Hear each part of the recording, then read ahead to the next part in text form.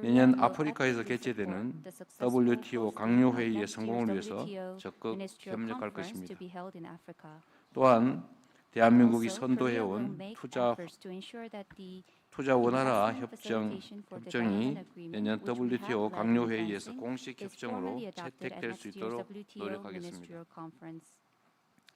세 번째로 개도국 성장을 위해서 개발 협력의 효과를 더욱 강화해야 합니다.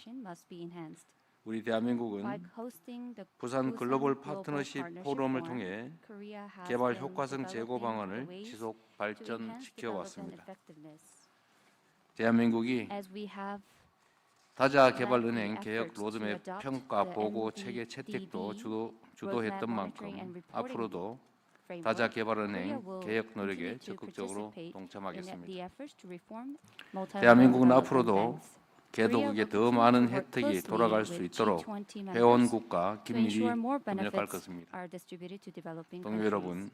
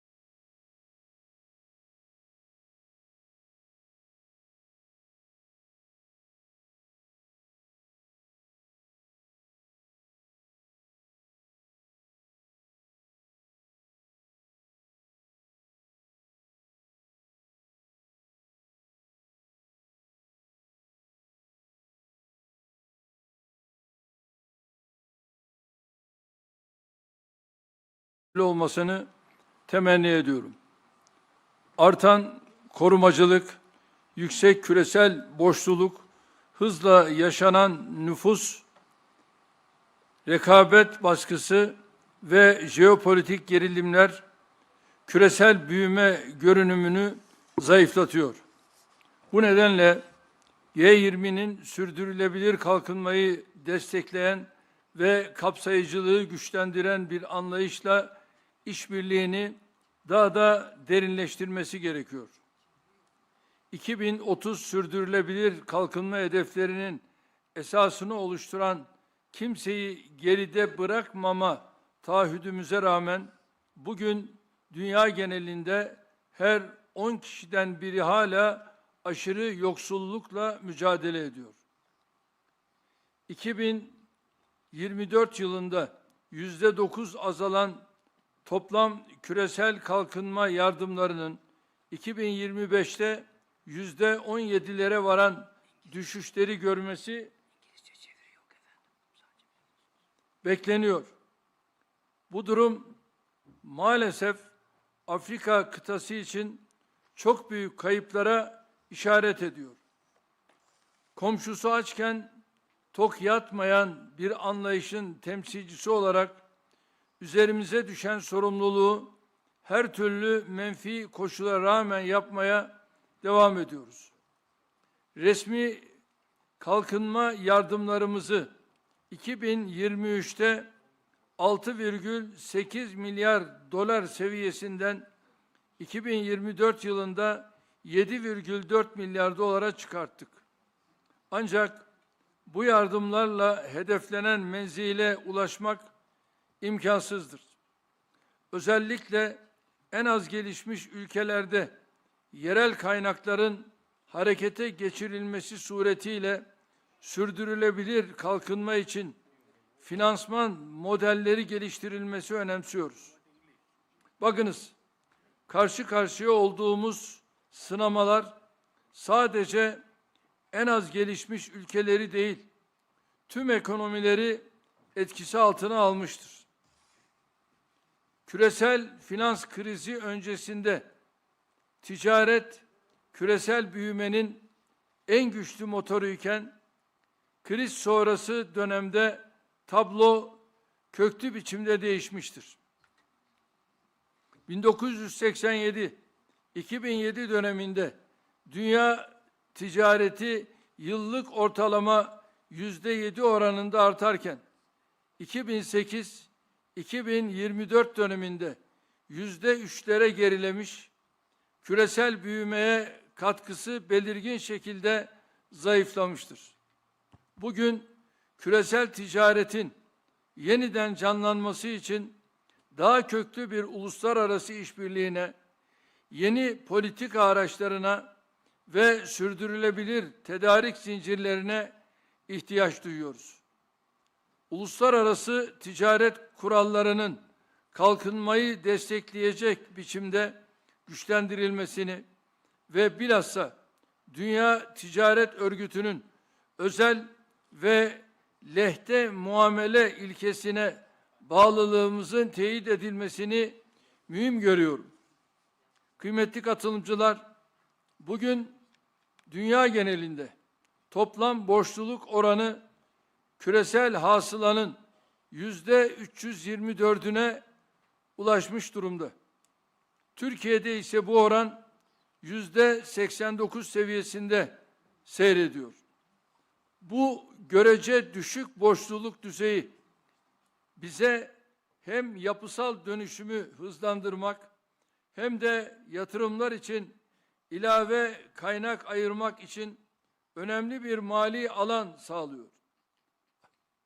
Ancak ne yazık ki düşük gelirli ekonomilerin çoğu bu imkana sahip değil. Bu ülkeler yüksek finansman maliyetleriyle daralan mali alan arasında adeta sıkışmış durumdalar. Birleşmiş Milletler'in 2025 borç raporuna göre 3,4 milyar insanın yaşadığı ülkelerde faiz ödemeleri sağlık ve eğitim harcamalarını aşmış vaziyette. Bilhassa düşük gelirli ülkeler için borç yeniden yapılandırma süreçlerinde adil ve eşit muameleye dayalı bir yaklaşımın benimsenmesini destekliyoruz. Türkiye olarak G20 ortak çerçevesi kapsamında katkı sunduğumuz Gana ve Etiyopya'nın borçlarının yeniden yapılandırılması sürecinde alınan mesafeyi memnuniyetle karşılıyoruz. Bu örnekten hareketle kimsenin geride bırakılmadığı, daha kapsayıcı bir küresel ekonomi inşasında tüm G20'yi daha fazla sorumluluk üstlenmeye davet ediyorum. Sizleri sevgiyle, saygıyla kapsayıcı bir selamlıyorum. Kalın sağlıcakla.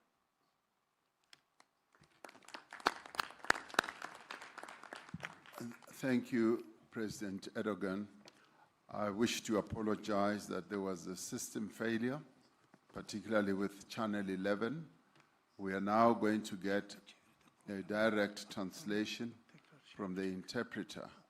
Seemingly, there was a failure in synchronizing the speech with the translation. So we will allow the interpreter to interpret what President Erdogan was saying. Please go ahead. Distinguished heads of state and government, distinguished delegates, I would like to extend my warmest greetings to all of you. And I would like to extend my gratitude to President Ramaphosa for his kind hospitality, and we hope that the outcomes of this summit will bring positive results. I also would like to wish success to the United States of America, which will assume the G20 presidency next year.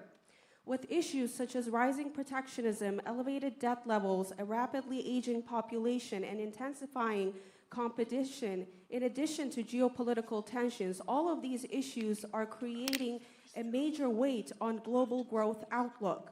And therefore, in this vein, the G20 must further deepen cooperation with an approach that supports sustainable development and contributes to enhancing inclusivity. Despite our commitment to leave no one behind, which forms the core of the 2030 Sustainable Development Goals, today, 1 out of 10 people worldwide faces extreme poverty. Official development assistance in global level, which declined by 9% in 2024, is expected to fall by as much as 17% in 2025. Unfortunately, this situation points to substantial losses for the African continent. As Turkey, we continue to fulfill our responsibilities despite all these negative circumstances. We increased our official development assistance from $6.8 billion in 2023 to $7.4 billion in the year 2024. However, it is impossible to achieve development targets solely over ODAs. We attach particular importance to developing financing models for sustainable development through mobilizing domestic resources, especially in the least developed countries. And let us be clear, current challenges affect all economies across the globe. Trade used to be the strongest engine of global growth prior to the global financial crisis. However, the situation has fundamentally changed in the post-crisis period. Between 1987 and 2007, world trade expanded at an average annual rate of 7%. However, during 2008 and 2024, this slowed to around 3%, significantly weakening its contribution to global growth. Today, reviving global trade requires deeper international cooperation, new policy tools, and sustainable supply chains. Strengthening international trade rules in a manner that supports development, and in particular to reaffirm our commitment to the World Trade Organization's principle of special and differential treatment, is very crucial. Excellencies, the total debt to GDP ratio now stands at 324%. In Turkey, however, this ratio is at 89%. This relatively low accelerate structural transformation and also allocate additional resources for investment. Unfortunately, most low-income countries do not have this advantage. These countries find themselves squeezed between elevated financing costs and severely constrained fiscal space. According to the United Nations 2025, a World of Debt report, in the countries home to 3.4 billion people, interest payments now exceed total spending on health and education. We support applying fair and equal treatment in debt restructuring processes, particularly for low-income countries.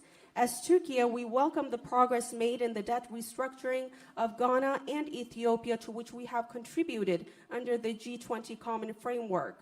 Drawing on this experience, we call on all G20 members to assume greater responsibility in constructing a more inclusive global economy where no one is left behind. Thank you.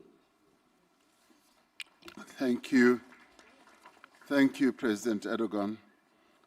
We apologize for the failure of the system there. I now have the opportunity to call upon His Excellency, Sir Keir Starmer, the Prime Minister of the United Kingdom of Great Britain and Northern Ireland. Well, President Ramaphosa, let me start by thanking you for hosting us here, the first G20 on African soil, which is a proud moment for South Africa, but one that, in my view, is long overdue. So let's make this summit count. It's striking, listening to the contributions, that across our different corners of the globe, we're all concerned to achieve the same thing for our citizens: good jobs, lower bills, higher growth, better living standards. And that is what my government is focused on. And we want to work with our partners around the table to make that happen. But there's no doubt the road ahead is tough. This is a moment of mounting competition and crises around the world. And that, I think, has been mentioned by pretty well every contribution so far. Fragility in the Middle East, rising threats of authoritarianism and fragmentation, as well as Russia's ongoing unjustified war in Ukraine. The shockwaves of that invasion are still reverberating through global markets today. It has hit growth, driven up food and energy prices, and deepened persistent imbalances and instability across the world. With all that in mind, and echoing what others have said, the role of the G20 is critical at this moment. Growth must be a mission for us all to embrace, as the means to improve lives, to fund public services, and to keep our people secure. The G20 has worked together before to fix fundamental problems in the global economy. We need to find ways to play a constructive role again today in the face of the world challenges. And I'd like to see us come together around a 5-point plan for growth that leaves no one behind. First, we do need to tackle global imbalances, like excessive surpluses and deficits, which can disrupt trade flows, sever supply chains, and choke off growth.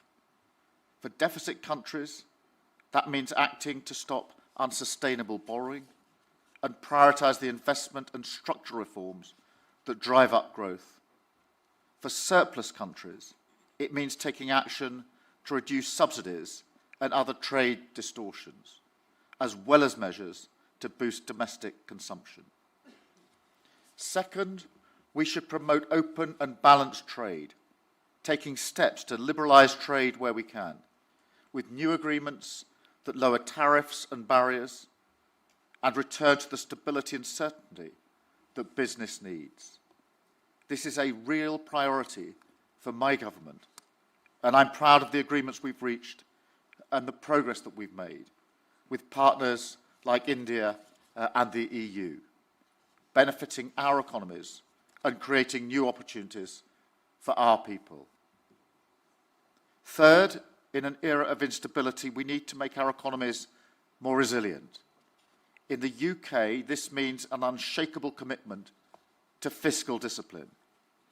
And it means investing in growth in critical areas like clean energy production. We want to work with partners around the world on this to protect us all from future energy shocks. And we want to act together to secure vital supply chains, including for critical minerals. Fourth, we need to reform the international rules-based system so that it is fit for the modern world. We need to work together to ensure organisations like the WTO are more able to be agile with new rules to meet modern challenges like environmental and digital trade, and better and more flexible decision-making processes so that those who want to make progress can get on and do it. Finally, we do need to work together to tackle the unique challenges facing emerging economies, especially in Africa, whether it's the growing debt burden or the financing gap for the Sustainable Development Goals. This G20 is the moment to respond to these structural challenges and to deliver more stable and resilient finance. We're working on that through the London Coalition on Sustainable Debt. We need to go further under the G20 Common Framework to make debt restructuring better, faster, and easier. And we need to crowd in more private capital. We're working with the industry to break down regulatory barriers in the United Kingdom, and we want to see multilateral development banks take more risk and partner more with the private sector in new, innovative ways to mobilise finance. AJ and I have been discussing this in some detail, and I think we agree there's huge potential for this to go further. For the good of all our people, it is time to make it happen. So let me thank you once again, President Ramaphosa for your presidency of this G20. I wish the US the best of luck next year in 2026, and I look forward to taking forward the agenda during our presidency in 2027. Thank you.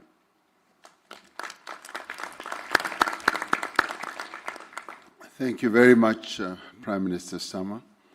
I now have the opportunity to call upon the Vice President of the Republic of Indonesia, His Excellency, Mr. Gideon Rakabamung Raka, to take the floor.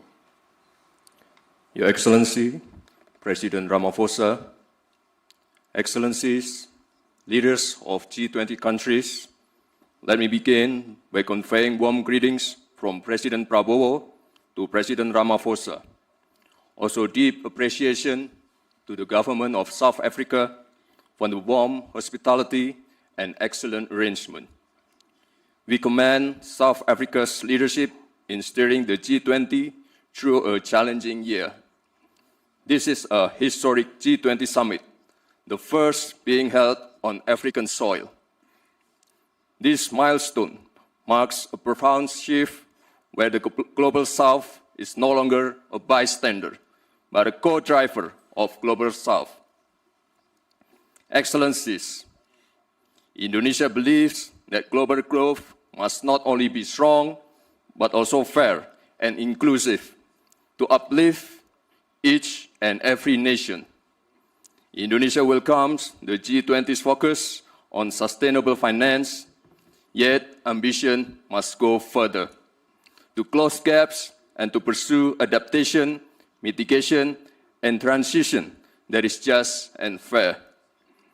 The world needs financing that is more accessible, predictable, and equal, especially for developing nations, through debt relief, innovative financing, blended finance, and green transition mechanism. Indonesia allocates more than half of our national climate budget, around $2.5 billion annually, to support green MSMEs, agricultural insurance, and climate-resilient infrastructure. Indonesia also promotes financial inclusion. Our national 𝐼𝐶 digital payment system demonstrates how a simple and a low-cost digital solution can push participation in the economy and minimize inequality. Emerging technologies such as crypto asset, digital tokens, including Bitcoin, may create both opportunities and risks. Therefore, Indonesia proposes that the G20 initiate dialogue on intelligence economy. Indonesia believes that every country is entitled to chart its own development path because there is no single model that fits all. There is no such thing called the best method. Cooperation must empower, not dictate. Cooperation must uplift, not create dependency. Thank you.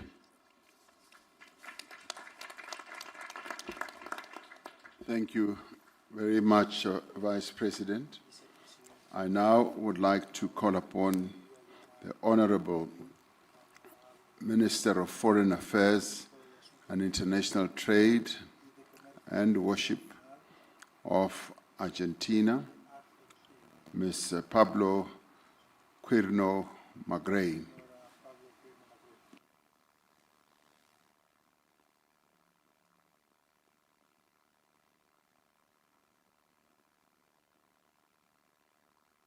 Oh, Mr. Thank you.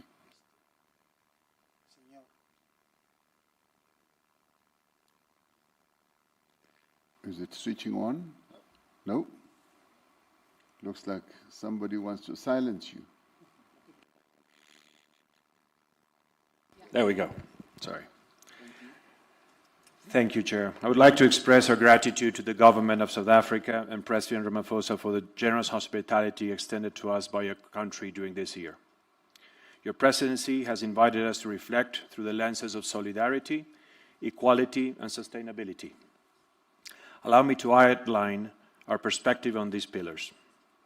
We believe that the principles of solidarity, equality, and sustainability can only be achieved within an international system grounded in freedom, clear rules, and responsible economic governance.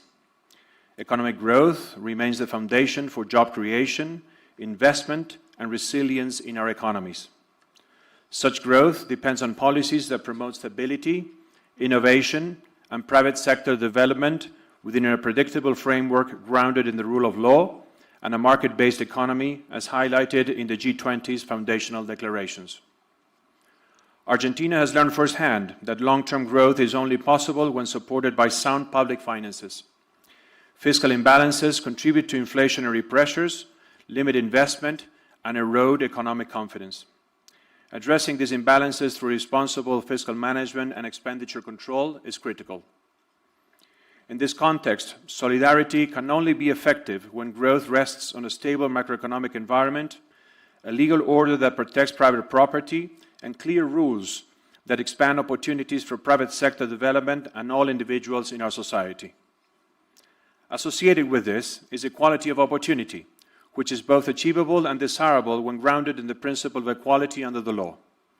Achieving this requires structural reforms that foster solid institutional and regulatory frameworks, laying the groundwork for markets to function efficiently, attract investments, encourage job creation, and boost productivity. Equally important is creating opportunities through education, which serves as a powerful equalizing tool and equips individuals with the skills needed to fully benefit from these economic reforms. Technology is a strong ally in this effort. We must maximize the opportunities it provides while mitigating its risks. This includes fostering digital transformation and ensuring that job creation aligns with the needs of the future economy based on the upskilling and reskilling of labor. It is therefore necessary to design policies that facilitate investment by establishing conditions for the development of a market policy, vocational training, and education for work that facilitates growth, the creation of wealth, and quality jobs, accompanied by labor flexibility policies. Development policies must be directed toward creating an environment that encourages private investment by reducing risks and taxes, protecting individual property rights, ensuring predictability, and enabling all people to pursue the success of their ventures based on merit, effort, vision, and innovation. When the foundations of growth are respected, solidarity and equality of opportunity become achievable and sustainable over time. Distinguished Chair, esteemed leaders, finally, I wish to draw to your attention to the draft document circulated yesterday. As we all recognize, this G20 represents an important opportunity to demonstrate our collective commitment to the development of the African continent and its people. Argentina has sought to contribute meaningfully and constructively to the consensus-building process. We have shared the red lines we identified in this context, aiming to support the G20's broader goals. Those red lines remain until this time. We all know that the G20 is a premier global forum for coordinating economic actions. Its core principle is consensus, which reflects the reality that all of us must work together to accomplish our shared objectives, ensuring financial stability, fostering economic growth, and strengthening collective development. For Argentina, it is crucial to preserve the integrity of this process by acknowledging when consensus has not been achieved, rather than proceeding with a document that does not accurately reflect our collective will. Moreover, we're deeply concerned with how certain geopolitical issues are framed in the document. Specifically, it addresses the long-standing Middle East conflict in a manner that fails to capture its full complexity. By focusing on a single dimension of a specific territory, it overlooks the broader regional context, the international recognition of different entities, and the structural causes of the dispute.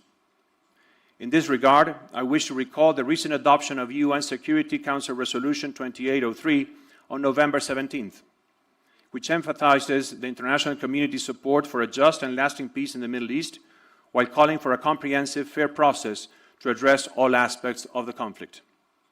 In closing, Argentina, although cannot endorse the declaration based on the aforementioned discrepancies, remains fully committed to the spirit of cooperation that has defined the G20 since its inception. We're convinced that only through genuine dialogue, respect for consensus, and adherence to the principles of the United Nations Charter and international law can this forum continue to keep working constructively with all members and partners with a shared aim on strengthening global stability, promoting sustained growth, and advancing development in a manner that is inclusive, balanced, and respectful of our diversity. Thank you, Chair.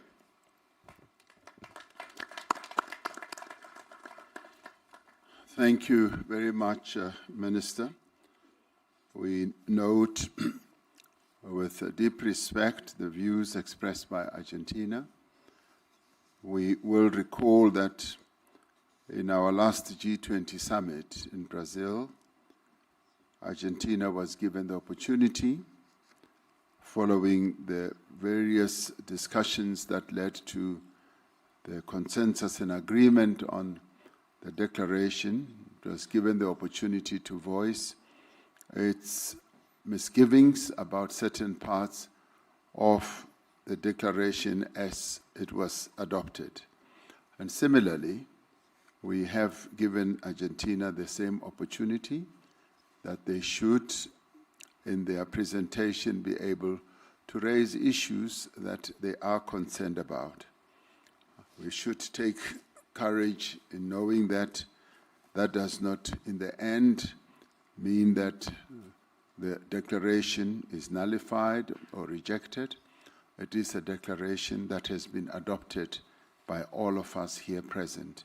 And so we want to thank Argentina for expressing the views that they have expressed, and many of the views are really views that are common or commonly held by many in terms of the adherence to rule of law and supporting the resolutions of the United Nations.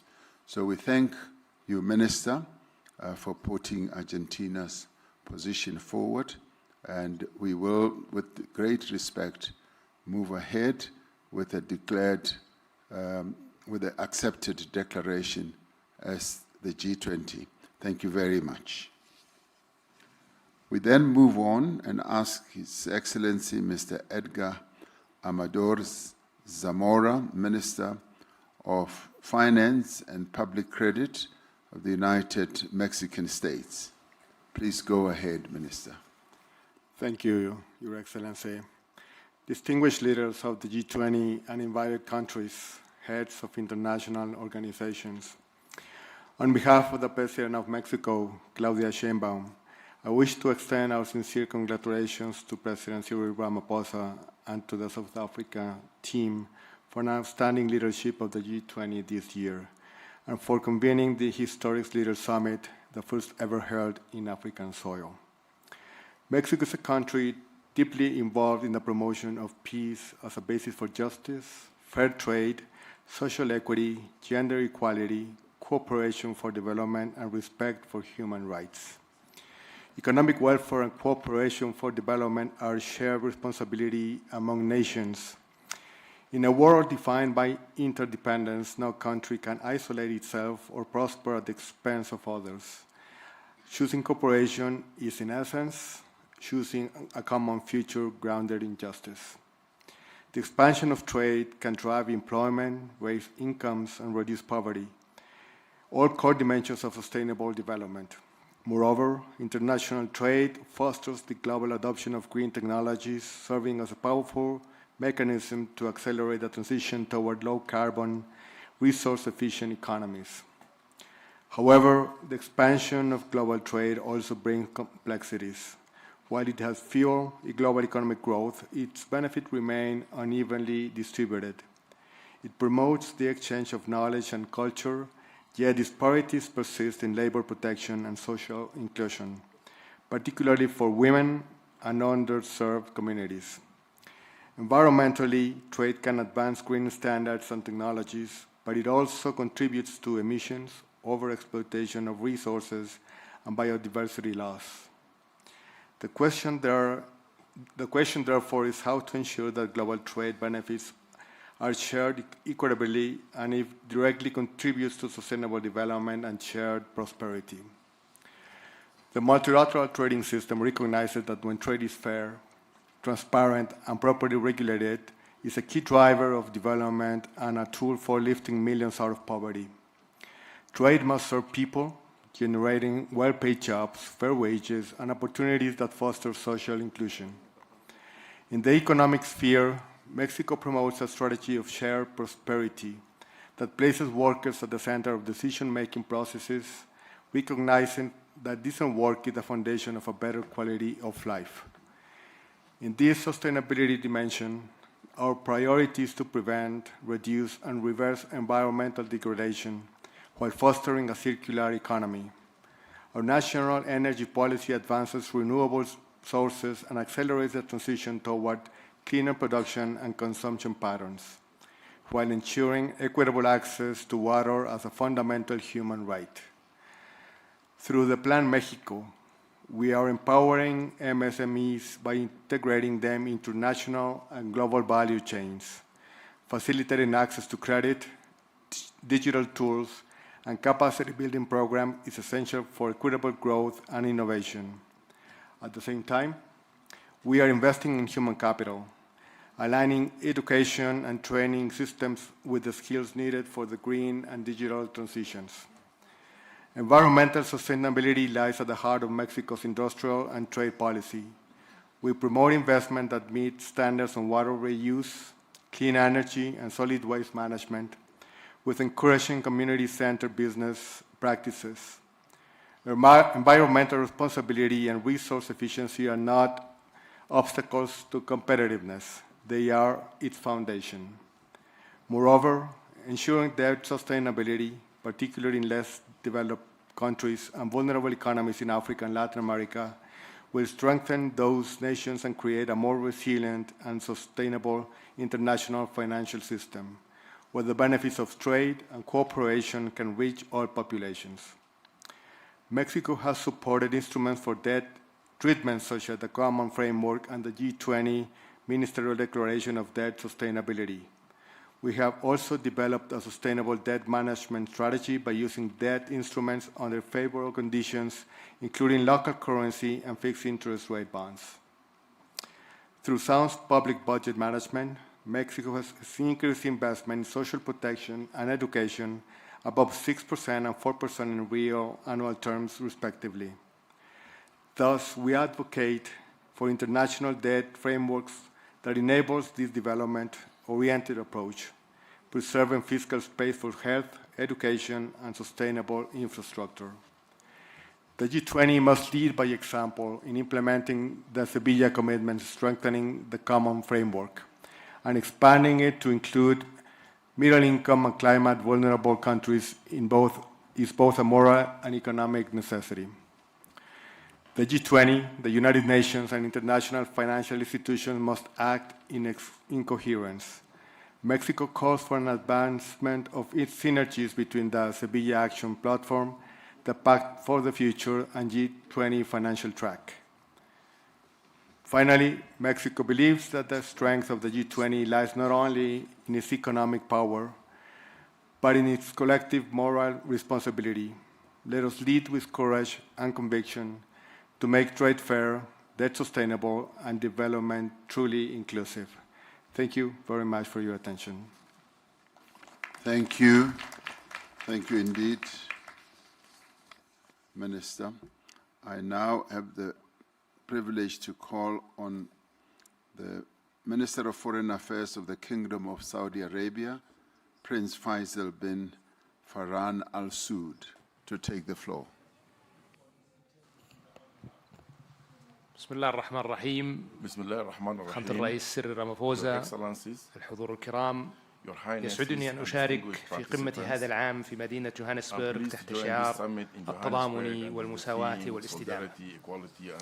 ويسرني أن أستهل كلمتي بنقل تحيات خادم الحرمين الشريفين وسمو العاهل حفظهم الله وتمنياتهم الصادقة بنجاح مساعي رئاسة جنوب أفريقيا التي تستضيف أعمال مجموعة العشرين ولأول مرة في القارة الأفريقية، ومساعي الدول الأعضاء بتعزيز التعاون الاقتصادي وتحقيق التنمية المستدامة على الصعيد العالمي.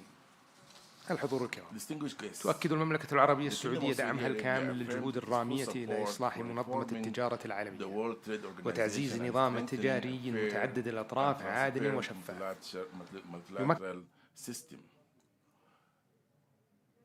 يمكن كافة الدول من الانخراط بفاعلية في الاقتصاد العالمي ويحقق العدالة بين الدول الأعضاء. وترى المملكة أن التجارة الدولية ليست مجرد أداة للنمو الاقتصادي، بل هي ركيزة أساسية لتحقيق التنمية الشاملة ووسيلة لتعزيز الاستقرار الاقتصادي العالمي وضمان استفادة الجميع من منافع النظام التجاري الدولي بشكل متوازن. وفي هذا السياق وانسجاما مع مستهدفات رؤية السعودية 2030 تستمر المملكة بتطوير الأطر التنفيذية التي تشجع الاستثمار المسؤول في مختلف القطاعات بما في ذلك السياحة والتكنولوجيا والبنية التحتية المستدامة وتعزيز التصنيع المستدام من خلال تسخير الموارد المحلية وتعزيز فاعليتها وجذب الاستثمارات النوعية المتوافقة مع الأهداف التنمية المستدامة. كما تؤكد المملكة على أهمية موائمة جهود مجموعة ال20 مع أهداف التنمية المستدامة للعام 2030 لضمان تحقيق نمو اقتصادي شامل ومتوازن يعزز رفاه الشعوب ويحافظ على الموارد للأجيال القادمة. وترى المملكة أن التحديات العالمية بما في ذلك أعباء الديون على بعض الدول وأمن الغذاء والطاقة والتغيير المناخي والتحول الرقمي تتطلب تنسيقا مستمر واتباع نهج متكامل يوازن بين التنمية الاقتصادية وحماية البيئة والاستقرار المالي. وفي هذا الإطار تشدد المملكة على ضرورة الحد من التدفقات المالية الغير مشروعة وتعزيز قدرة الدول على تسخير مواردها المحلية بكفاءة باعتبارها من العوامل الأساسية لتحقيق الاستقرار الاقتصادي وتمويل برامج التنمية المستدامة. كما تدعو إلى تعزيز التعاون الدولي لتبادل الخبرات وأفضل الممارسات في هذا المجال بما يسهم في بناء أنظمة مالية أكثر شفافية ومرونة. الحضور الكرام، لقد أثبتت السنوات الأخيرة أن التحديات التي تواجه عالمنا لا تعترف بالحدود وأن معالجتها تتطلب تضامنا دوليا صادقا وتعاونا متعدد الأطراف يقوم على المسؤولية المشتركة. فالعالم اليوم يواجه مستويات متزايدة من عدم المساواة واضطرابات اقتصادية عالمية تركت آثارها العميقة على حياة الملايين وأدت إلى التصاعد في حدة التوترات الإقليمية والدولية. هذه جميعها قضايا تهدد استقرار النظام الدولي برمته وتعرقل مسيرة التنمية المستدامة. وبالرغم من تلك التحديات وحالة عدم اليقين التي يشهدها الاقتصاد العالمي، فإن المملكة ماضية في العمل على بناء اقتصاد عالمي أكثر تكاملا واستدامة من خلال شراكاتها الفاعلة على المستوى الدولي بما يضمن مستقبلا مزدهرا وآمنا للأجيال القادمة. في الختام، تؤكد المملكة على أهمية دول مجموعة ال20 المشترك في قيادة الجهود الدولي لتعزيز التنسيق بين السياسات الاقتصادية العالمية والنمو المتوازن وتمكين الاستثمارات المستدامة وتطوير السياسات الصناعية والاقتصادية تدعم الاستقرار والازدهار للجميع وتساهم في حماية الدول الأكثر هشاشة من تداعيات الأزمات المالية والاقتصادية. والسلام عليكم ورحمة الله وبركاته. Peace, mercy, and blessings of Allah be upon you. Thank you very much, Your Royal Highness. I now call upon in the segment of members of the G20, the last speaker before we go to guest countries. I now call us upon the Deputy Chief of Staff of the Presidential Executive Office of the Russian Federation, Mr. Maxim Oreshkin. Thank you, President Ramaphosa. The international economic order is definitely in crisis, and it is no longer matching new and emerging realities. This crisis is three-dimensional: the crisis of globalization and openness, the crisis of global economic institutions, and the crisis of economic development models. These days, global economy is facing a severe fragmentation. Advanced economies continue to engage in illegitimate unilateral actions, including sanctions, trade barriers, technological and educational restrictions, as well as seizure of sovereign assets. These methods of unfair competition destabilize the global economic architecture, disrupt supply chains, discourage long-term investments, hold back the global growth, and undermine progress in achieving the Sustainable Development Goals. Today, we are here in Africa, a region that urgently needs strong economic growth to meet the needs of its fast-growing population. We should talk today about access of Africa and the Global South to new technologies, healthcare, education, and most importantly, financing. We're concerned that financial flows to developing countries are simply not enough.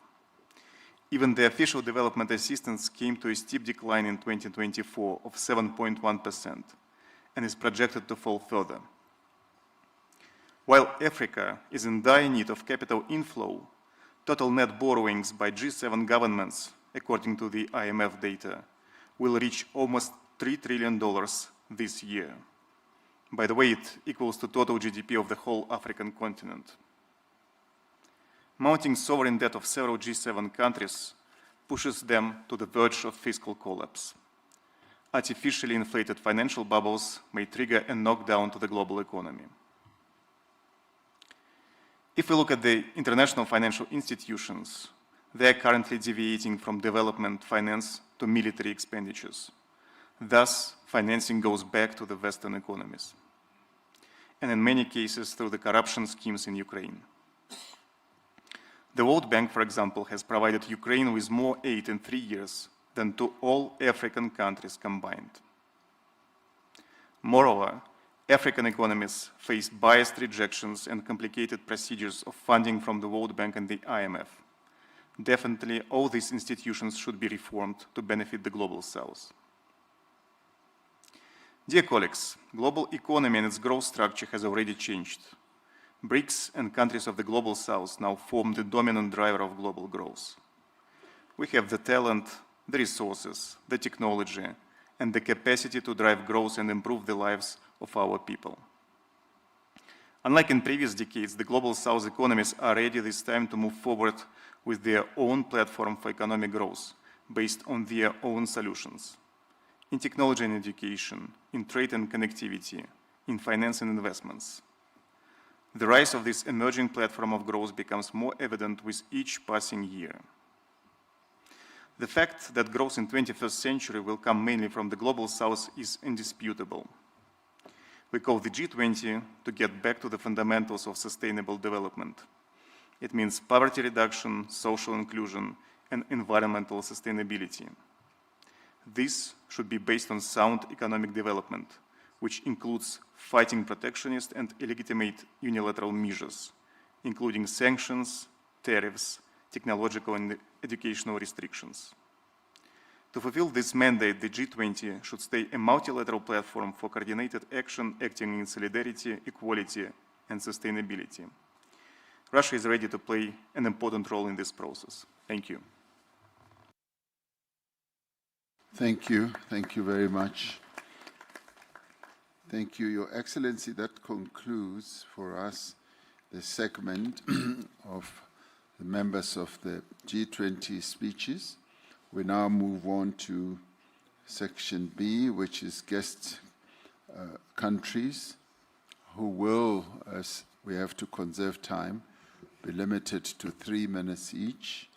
And I do hope that we are able to keep to that to the extent that we can. I now call upon His Excellency, Dr. Abiy Ahmed Ali, the Prime Minister of the Federal Democratic Republic of Ethiopia. Your Excellency Cyril Ramaphosa, Your Excellencies, Heads of State and Government, distinguished delegates, let me begin by extending my appreciation to President Cyril Ramaphosa for his extraordinary leadership. I also would like to acknowledge Johannesburg, a city of opportunity and progress. Excellencies, it is with humility and hope that I address you on African soil at this historic G20 summit. Humility because Ethiopia's journey is still unfolding. Hope because our story, like that of many nations here, shows that transformation is possible even in difficult circumstances. Ethiopia is a land of ancient civilization, defined by resilience and prospects are still being written. Our homeland has sheltered faiths. Our people have built lasting societies. From this legacy comes Maddamar, a philosophy of unity in diversity, of synergetic collaboration that multiplies potential and of progress shared by all. Guided by this spirit, Ethiopia is moving toward inclusive growth. Our cities are becoming hubs of innovation. Industrial parks reshape economies. Farmers use tools their parents could never imagine.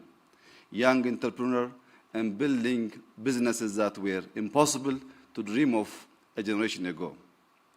For too long, countries like ours have been labeled fragile or poor. Yet our story is a quiet revolution of bold actions rewriting what is possible. Because growth is the achievement of people who refuse to be left behind. In Ethiopia, we have learned that inclusivity is not charity, it is efficiency.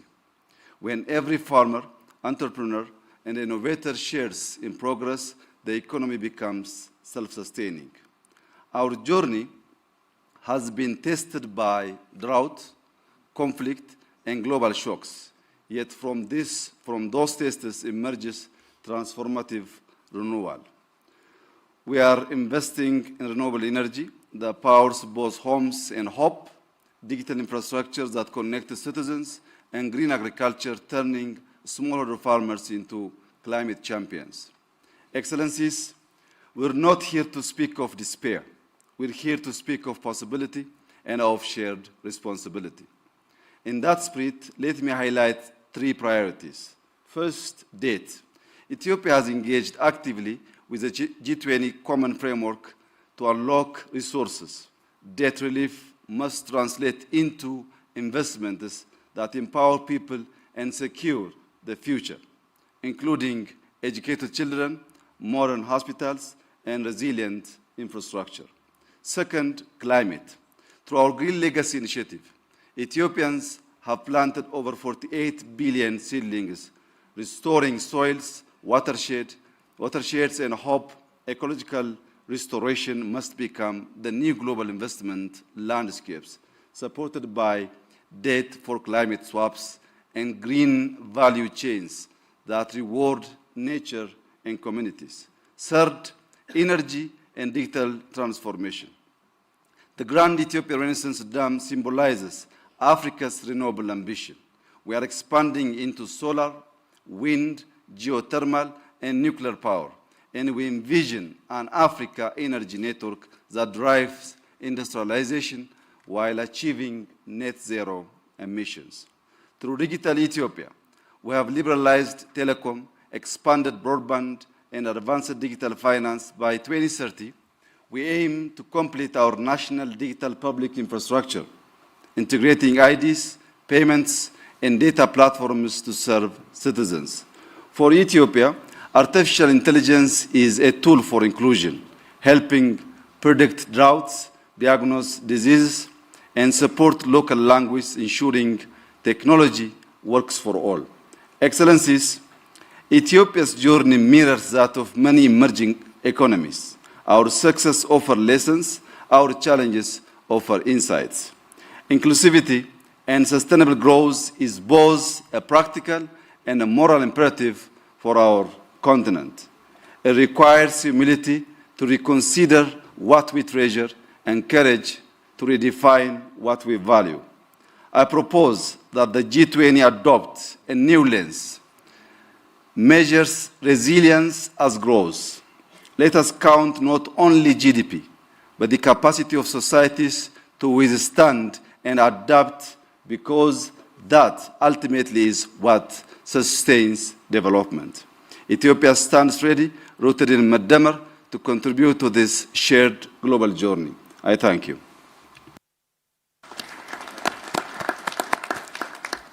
Thank you, Prime Minister Ahmed Ali. I now have the privilege to call upon His Excellency Mr. Teodoro Obiang Nguema Basogo, the President of the Republic of Equatorial Guinea and the President of the Economic Community of Central African States to address us.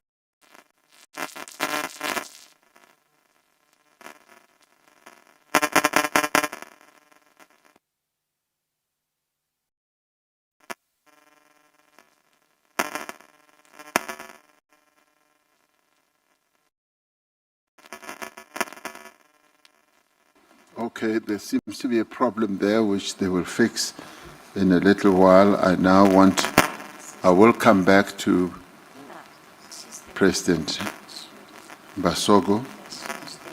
I now want to move on to His Excellency, the President of the Republic of Finland, Alexander Stubb. Thank you very much, Cyril, and thank you for the invitation. You know that Finns are famous for two things. One, they speak very shortly, and two, they love rules. And I hope I will stick to both. It's a great privilege to be here for the first time representing Finland. We've never been at a G20 meeting before, and we really appreciate the invitation. Jonas Störe and I both come from Nordic countries, and we once calculated that the Nordics would be G10. So perhaps I'll speak in that spirit.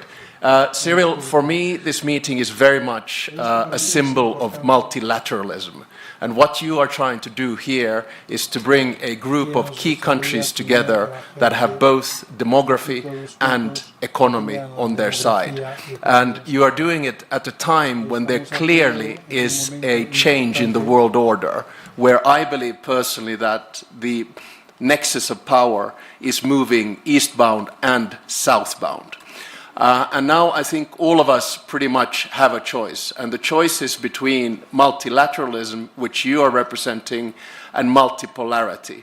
And these two things are very different. For me, multilateralism is about cooperation, it's about rules, it's about norms, and it's about institutions.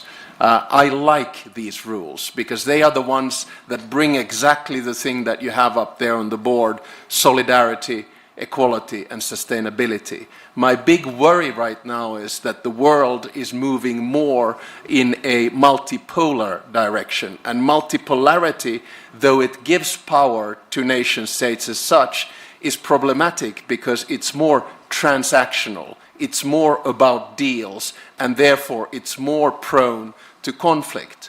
There have been many excellent interventions here today about rules on trade, rules on the way in which we engage with each other.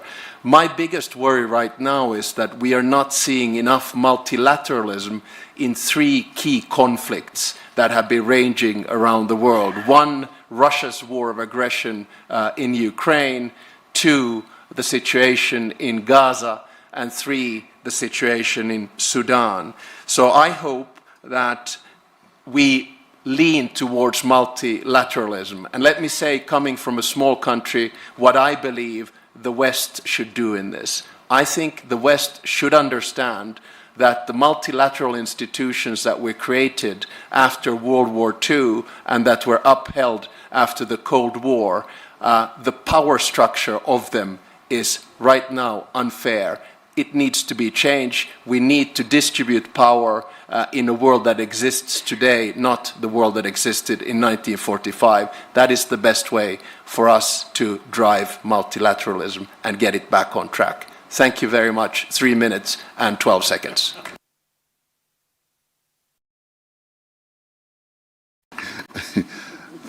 Thank you very much, President Stubb. You were just so precise, Alexandra.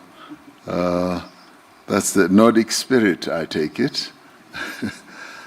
We now go back to His Excellency President Teodoro Obiang Nguema Mbasogo, President of the Equatorial Guinea. We apologize for your mic having not worked as it should have, but please go ahead. Sus Excelencias, Jefe de Estado y de Gobierno y Jefe de Delegaciones, distinguidos invitados, señoras y señores.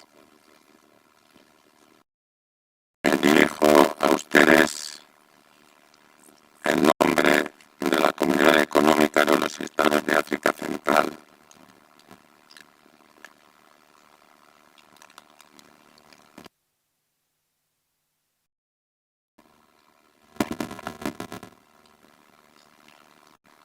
There is still a problem for President Mbasogo.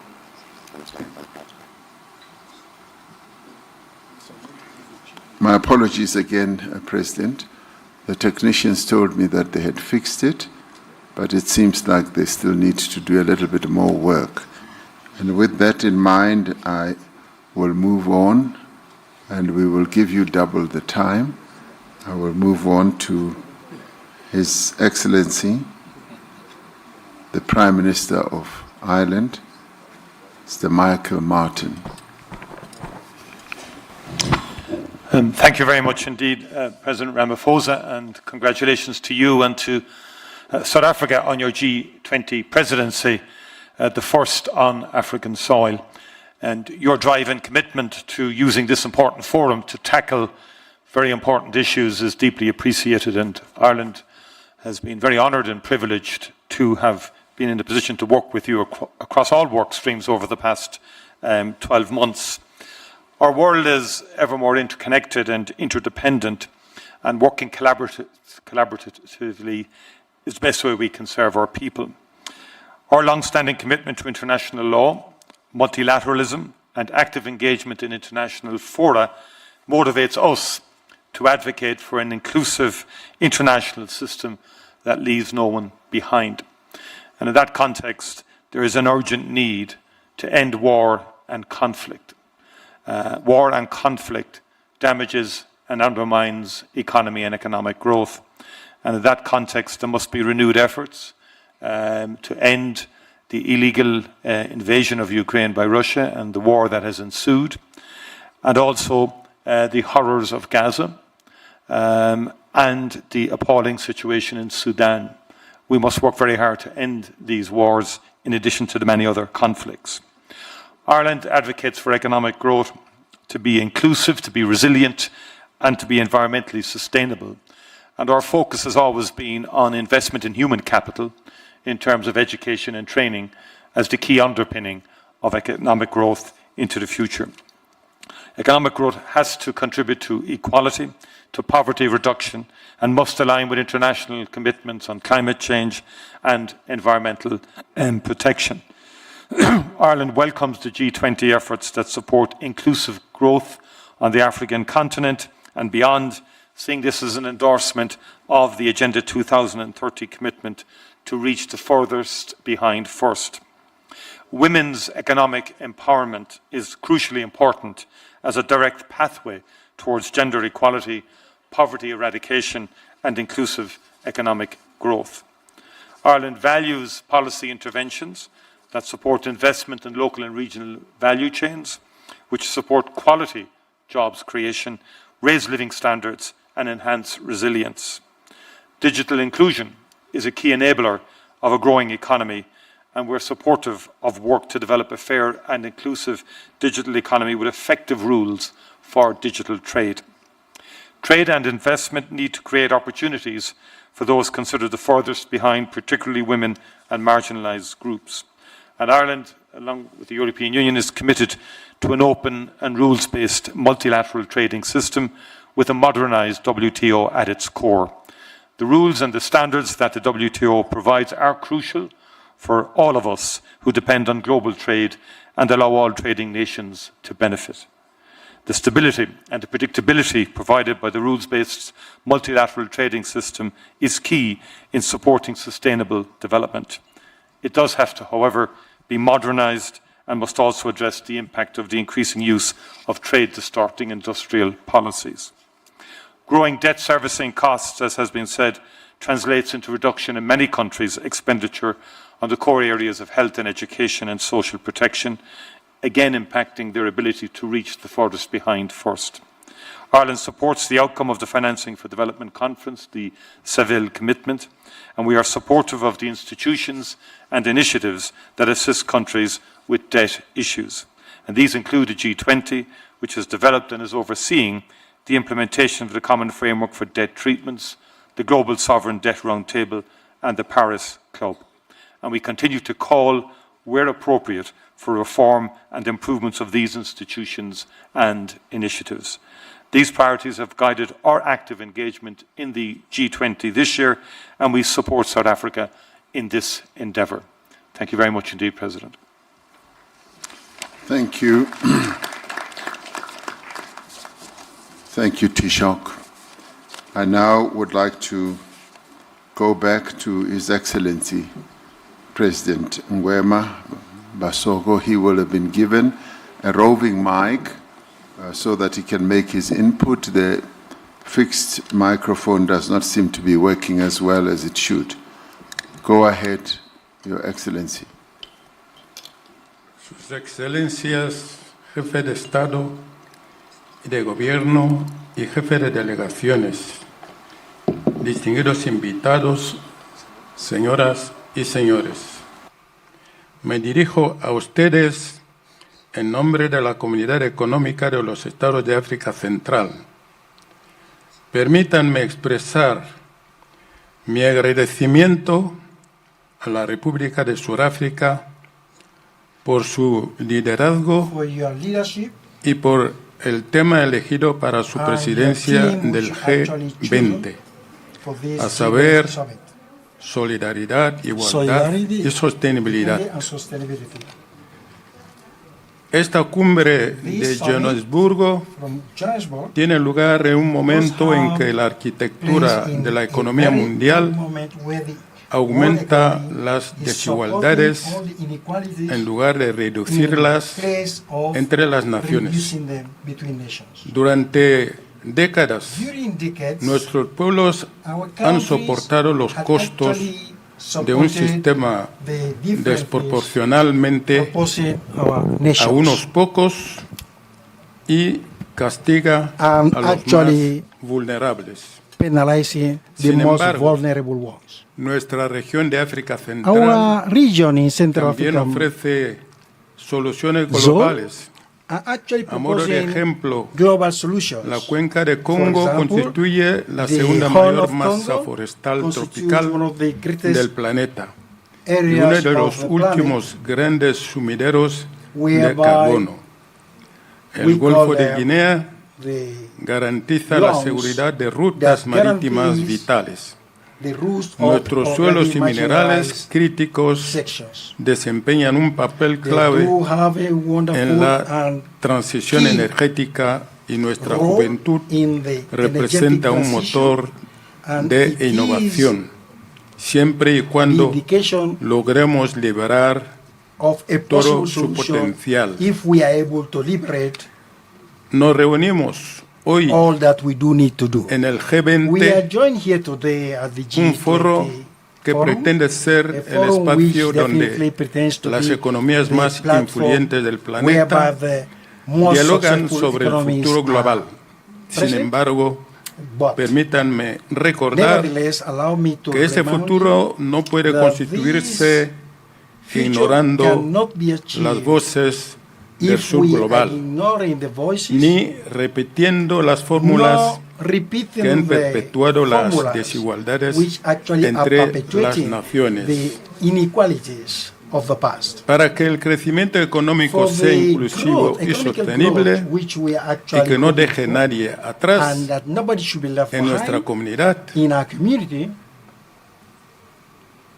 quisiera ofrecer a esta cumbre unas soluciones que pueden ayudar para los más necesitados. Primero, hacer que la arquitectura financiera mundial sea más justo. Esto significa facilitar el acceso al capital para las economías en desarrollo, establecer un marco de solución de la deuda, reformar los bancos multilaterales del desarrollo y promover la justicia fiscal. La CAC apoya la propuesta de Sudáfrica de crear una comisión sobre el costo del capital del G20, con el fin de diagnosticar y corregir las deficiencias estructurales en la evaluación y fijación de riesgo soberano. Segundo, transformar los minerales críticos en prosperidad compartida mediante la creación de valor en origen.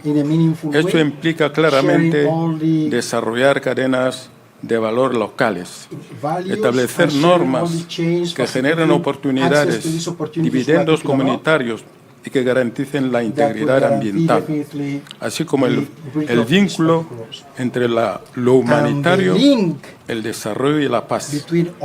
La transición energética no debe reproducir los antiguos modelos extractivos. Tercero, garantizar la seguridad alimentaria y nutricional mediante inversiones desde la producción hasta la distribución. La CAC necesita socios para apoyar la agricultura climáticamente inteligente, el sistema de riesgo y la producción regional de fertilizantes para reducir la dependencia de las importaciones y la volatilidad de los precios. Invertir en el almacenamiento de cadenas de frío y servicios de asesoría digital dirigidos a los pequeños productores, sobre todo las mujeres y los jóvenes. Asimismo, abogamos por la creación de una reserva alimentaria general y de un sistema de alerta temprana. Solicitamos el apoyo financiero del G20 para promover una seguridad alimentaria basada en la cadena de valor para ser autosuficientes. Cuarto, reconocer y recompensar los bienes públicos mundiales, en particular la cuenca del Congo, cuyas selvas absorben miles de millones de toneladas de carbono y protegen los regímenes de lluvias más allá de nuestra región. En efecto, proponemos la creación de una ventana de financiamiento específica basada en los resultados complementarios al Fondo de Pérdidas y Daños. Invitamos al G20 a contribuir en la creación de mecanismos automáticos de desembolso rápido para la reconstrucción post-desastre.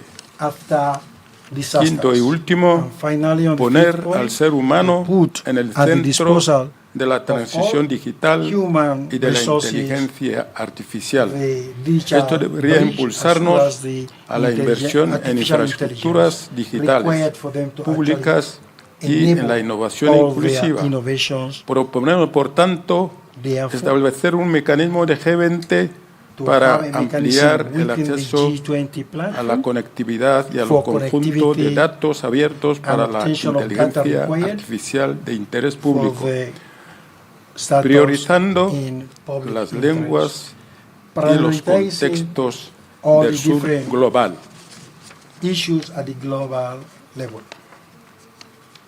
Sobre todo, estos 5 imperativos se encuentran en una agenda transversal para medir y combatir la desigualdad entre la base de hechos y no de mitos. La CAC respalda la creación de un panel internacional sobre las desigualdades a fin de seguir las tendencias, evaluar las causas y medir el impacto de las políticas. El mundo reclama una gobernanza más justa y es nuestra responsabilidad ofrecer una respuesta que conduzca a un futuro más próspero para todos los pueblos del planeta. Muchas gracias.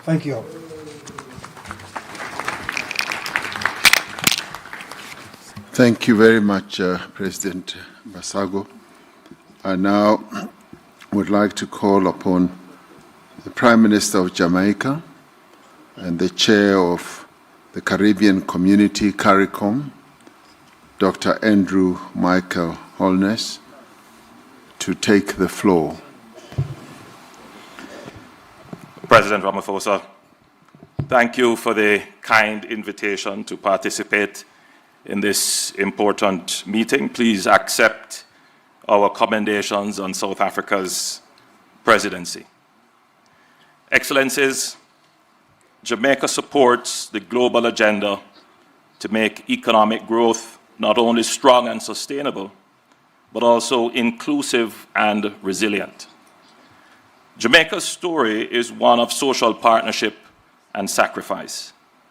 We transformed our economy after decades of instability through disciplined macro-fiscal reforms anchored in responsible debt management, institutional strengthening, and targeted pro-growth initiatives.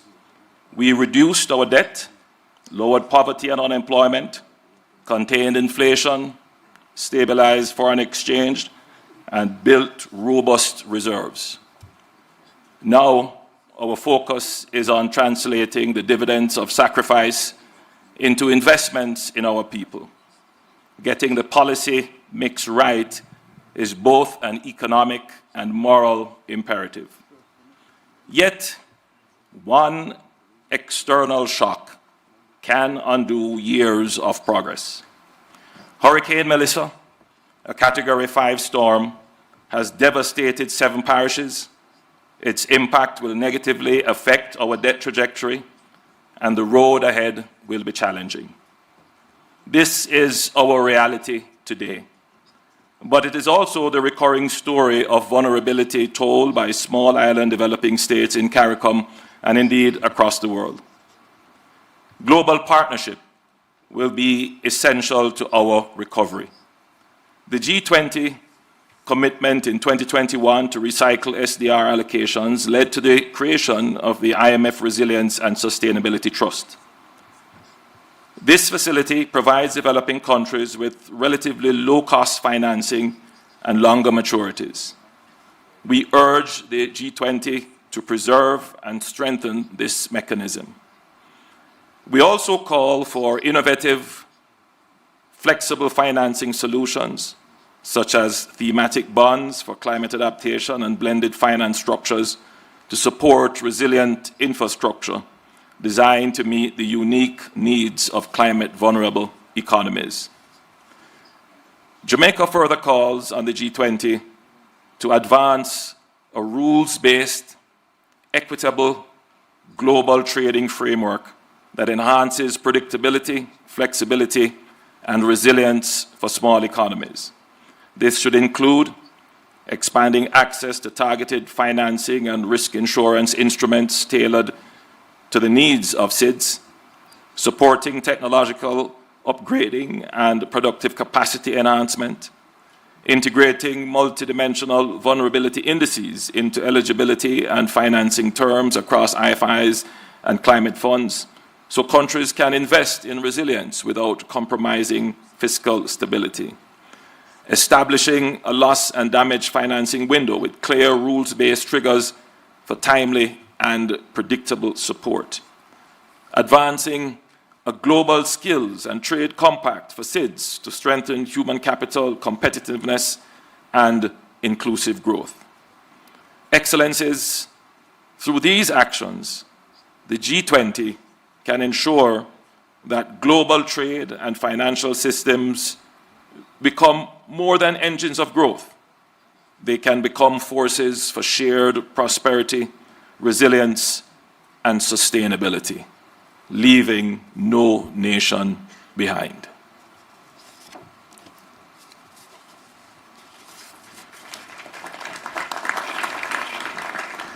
Thank you, Prime Minister, and we should collectively pass our condolences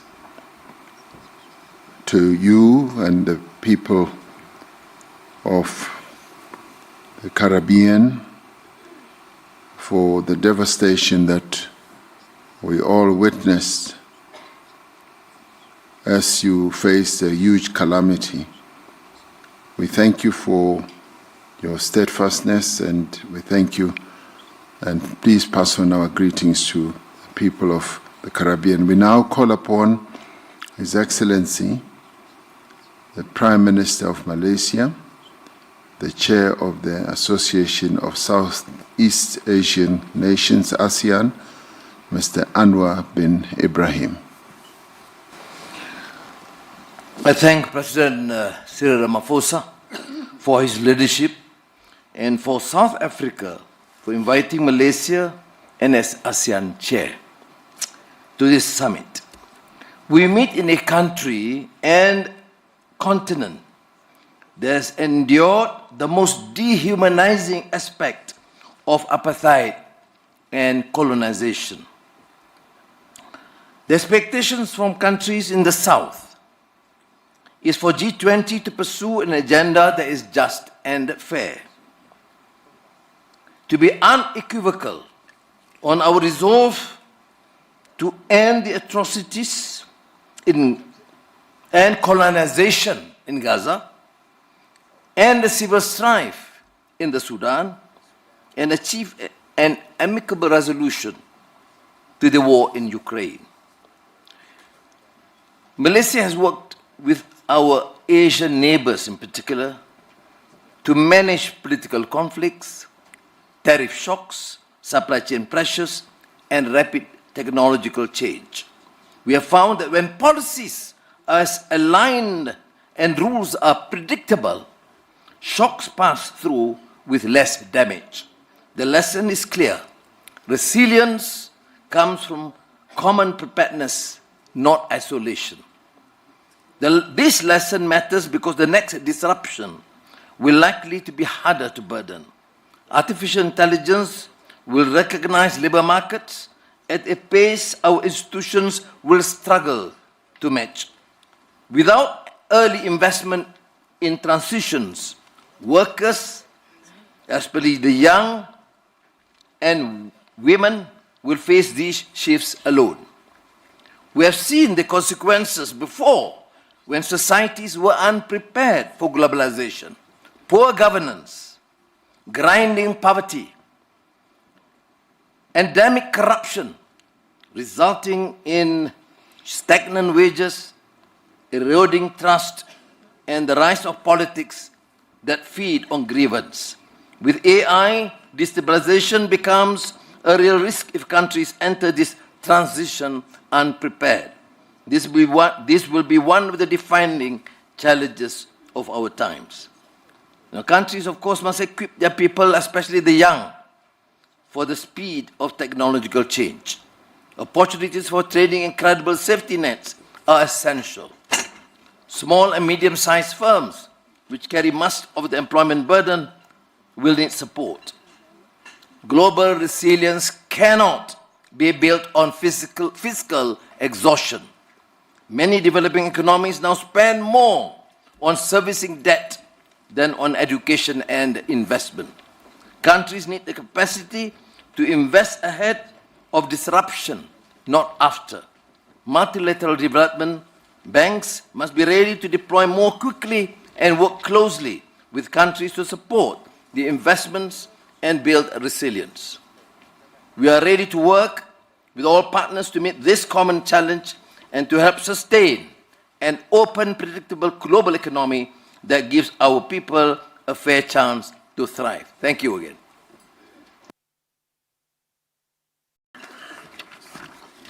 Thank you, Prime Minister. It now gives me pleasure to ask His Excellency Dr. Pedro Sanchez Perez Castellón, the President of the Government of Spain, to take the floor. Thank you for giving me the floor, President Ramaphosa, my dear friend, and allow me to congratulate you for the adoption of the declaration. We meet at a moment of deep uncertainty for the global economy, for sustainable development, and for multilateralism. Earlier this week, a Spanish think tank reported that more than 22 million people could die all over the world by 2030 due to cuts in official development assistance. Those figures are truly horrifying and only one example of the tragic, real-world consequences of the trends we are witnessing. Yet, as we have also seen this year, when we choose cooperation over fragmentation, progress is possible. The 4th International Conference on Financing for Development held in Spain was a powerful reminder of that. There, countries endorsed the Compromiso de Sevilla and launched the Seville Platform for Action with more than 100 concrete initiatives to implement our joint commitments. Not just words and wishes, but tangible actions that will make a real difference on the ground. Among them, there are 3 initiatives led by Spain that respond to one of the great challenges of our time: debt sustainability. They are the Global Hub for Debt Swaps, the Debt Post-Close Alliance, and the Sevilla Forum on Debt. These are 3 very pragmatic tools born out of real-world constraints that can really help rebuild trust in international cooperation and solve the burden of debt in developing countries. But financing alone is not enough. Trade disruptions, fragmentation of supply chains, and rising protectionism are eroding the foundation of global growth, and they need to be urgently tackled. Let me be clear, tariffs are not a weapon, they are a barrier. Yes, industrial overcapacity and unfair competitions are real challenges, both for advanced and developing countries, but responding to them with tariffs leads only to collective defeat. This is why it is more urgent than ever to strengthen the multilateral trading system, restore the central role of the World Trade Organization, and update it for the world we live in. Inequality must also be at the center of our agenda. The Stiglitz report, commissioned under South Africa's G20 presidency, has delivered a stark warning. We face an inequality emergency just as severe and systemic as the climate emergency. Extreme concentration of wealth undermines growth, corrodes democratic institutions, and fuels polarization. Addressing this requires fair international taxation. The progress the G20 has achieved on global tax reform cannot be allowed to unravel. We need tax rules fit for the 21st century. Colleagues, allow me to finish with a reminder. Inclusive and sustainable development is impossible without peace. We must stand by the principles of the UN Charter, everyone, everywhere, at all times, be it in Ukraine or in Palestine. This means defending sovereignty, independence, and territorial integrity, and ensuring strict compliance with international humanitarian law. Without peace, without respect for multilateral rules, our efforts on trade, development, and inequality won't succeed. Spain remains committed to working with all of you to ensure that the G20 strengthens cooperation, protects the most vulnerable, and leaves no one behind. And I thank you.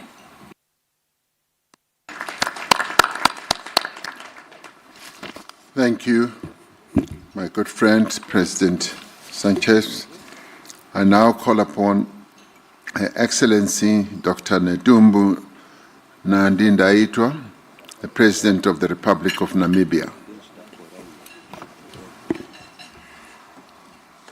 Thank you, Your Excellencies.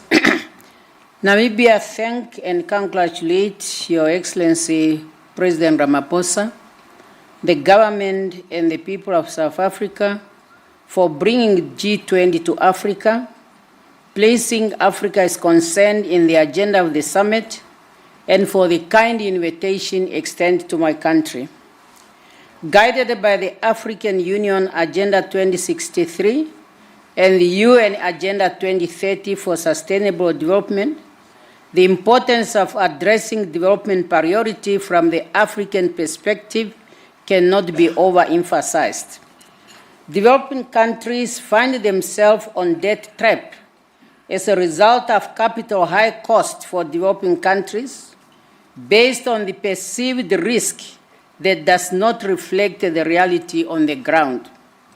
In the face of unfair financing terms, recently Namibia honored its international obligation by redeeming its $750 million Euro bond on time, signifying strong fiscal responsibilities.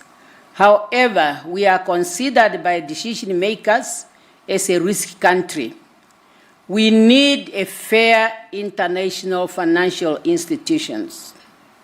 Being the most meaningful way, we can place people at the heart of sustainable development. Our focus on advancing the transformation of global governance must be underpinned by the common understanding that only an inclusive and representative international system will have the capacity to respond to the present-day challenges. If our financial architecture is not fit for the purpose, we will continue to see the pressure of a looming global debt crisis that intensified imbalance between developed and developing countries. We are not seeking for free money. We want a fair and equal financing opportunities. For Namibia to grow and industrialize our economy, Namibia is welcoming investors to invest on value addition at source for our natural resources, including critical minerals, to yield a broad-based benefit for all our people. To leave no one behind, countries must mobilize adequate resources for development, apply responsible debt management, and safeguard resources for essential social and economic programs such as education, health, and infrastructures. Namibia urges the G20 leaders to strengthen debt treatment framework by providing concessional financing to countries that demonstrate commitment to sound debt management and to be innovative in strengthening others. As we strive towards reducing inequality within and among countries, fair taxation, financial inclusion, and social protection are essential tools. In Namibia, social protection coverage has expanded with old age grants reaching 98% of eligible citizens, and children grants stand at 66% of vulnerable children. These measures ensure that vulnerable groups that include people living with disability are supported in the path to prosperity. It also allows women and youth to play their role in development. As I conclude, I can say let us reaffirm our shared commitment to inclusive and sustainable economic growth, guided by the SDGs, by focusing on 3 pillars. 1, strengthen trade-drive economies. 2, securing financial for development, while responsible managing debts and reducing inequality through inclusive policies. And all these are talking to the theme of this conference, which we really very much welcome, namely solidarity, equality, and sustainability. Thank you for your kind attention.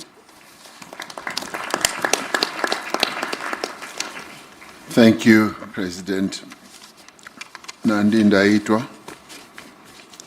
President of the Republic of Namibia. I now call upon His Excellency, Mr. 𝐷𝐾𝐨𝐽, the Prime Minister of the Kingdom of the Netherlands, to take the floor.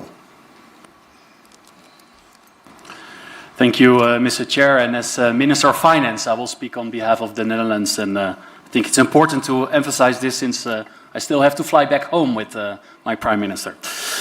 First of all, let me say how much I appreciate your hosting this first G20 on the African continent. We know what a challenge it is to organize a major international conference, and this summit reflects the growing importance of your country and Africa as a whole on the global stage. And I think I can speak on behalf of everybody that you have been a fantastic host, so thank you for that.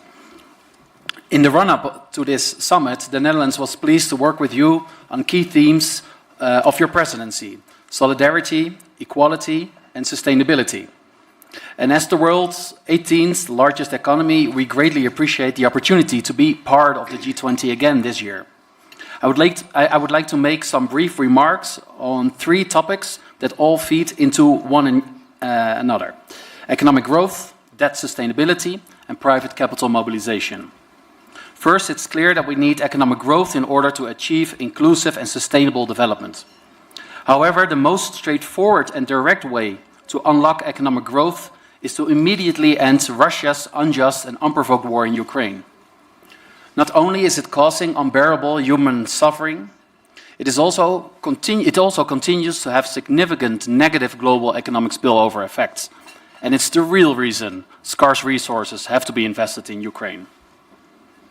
Only a just and lasting peace can put an end to all this and can guarantee the security of Ukraine and Europe. Second, on debt sustainability, it's a fact that high debt levels stand in the way of growth. Every dollar spent on interest cannot be spent on investing in a stronger economy. So that's why the Netherlands strongly supports the G20's work on debt sustainability. Specifically, we think it's important to continue working on transparency, because that transparency can help boost investors' confidence in borrowing countries, which in turn will stimulate financing for development. And third, we know there are insufficient public funds to tackle the enormous needs of developing countries. So therefore, we need private capital mobilization as well. So I applaud the finance track for the excellent job it has done this year, mapping out new ways to unlock institutional capital for investment in emerging markets. And this includes innovative approaches in the Netherlands to mobilize pension fund capital. It is important that the G20 continues this path. So my appeal, Mr. Chair, is for more international economic cooperation, more transparency, and more private funding, especially when they benefit the world's most vulnerable people. And we realize it's easier said than done. But if the G20 continues to show leadership in this endeavor, I assure you the Dutch government and the Dutch investors stand ready to work with you. Thank you very much. Thank you. Thank you indeed. And now I would like to call upon His Excellency, the Prime Minister of the Kingdom of Norway, Mr. Jonas Støre, to take the floor. Thank you very much. I'm his Chief of Staff and we speak on his behalf. Dear President Ramaphosa, it has been a privilege for Norway to be an invited country during South Africa's G20 presidency. And it's also an honor to attend this first G20 summit here in Africa, under the able leadership of you, President Ramaphosa. I commend South Africa for placing a special emphasis on the issue of inequality. And I thank Professor Stiglitz for providing important input to our discussion, including the crucial observation that inequality is not a given. Inequality is the result of policy choices. As such, it can be fought, including with a progressive taxation system, an effective welfare system covering everyone, and not least, measures that ensure equal opportunities for women and men. Norway invests in equality because it's the best antidote to exclusion, to resentment, to conflict, and democratic backsliding. And we invest in equality because it improves the lives of our citizens and makes our economy stronger. Let me give an example from my country.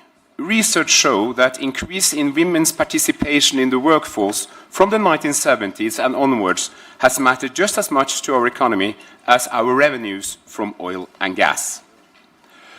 Rising inequality is a global challenge. It is a factor in almost any issue we are dealing with, from war and climate change to poverty and health.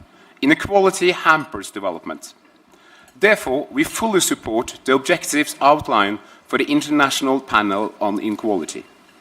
And we support the central message in the report. Reducing inequality requires more international cooperation. And let me point out 3 priorities. Number 1, we must implement the Compromiso de Sevilla. The comprehensive framework was agreed at the 4th Financing for Development Conference.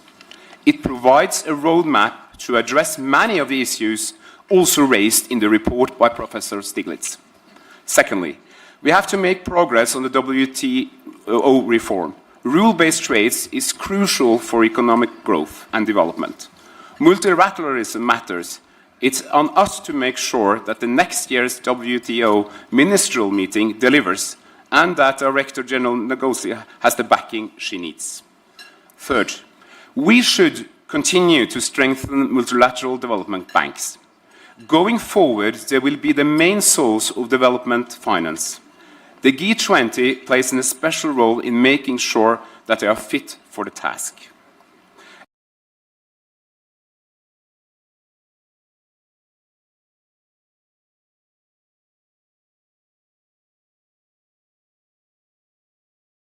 Excellencies, Norway is a long-standing friend of Africa. We support the development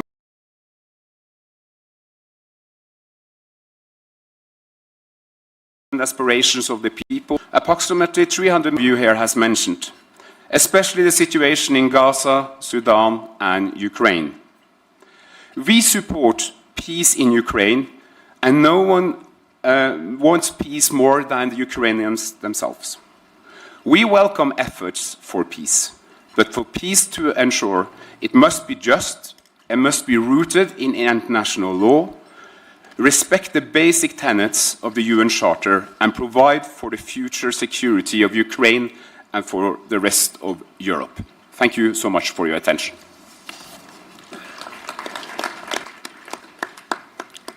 Thank you for the contribution. We always are grateful for contributions that are made for the development of our continent. So please pass on our gratitude. We now go ahead and call His Highness Sheikh Tamim bin Hamad Al Thani, the Emir of the State of Qatar.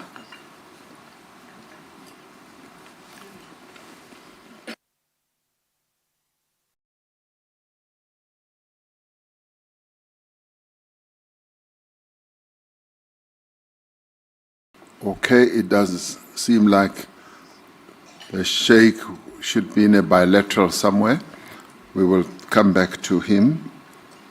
I now move on to ask His Excellency, Dr. Julius Maada Bio, the President of the Republic of Sierra Leone and the Chairperson of the Economic Community of West African States, ECOWAS, to take the floor.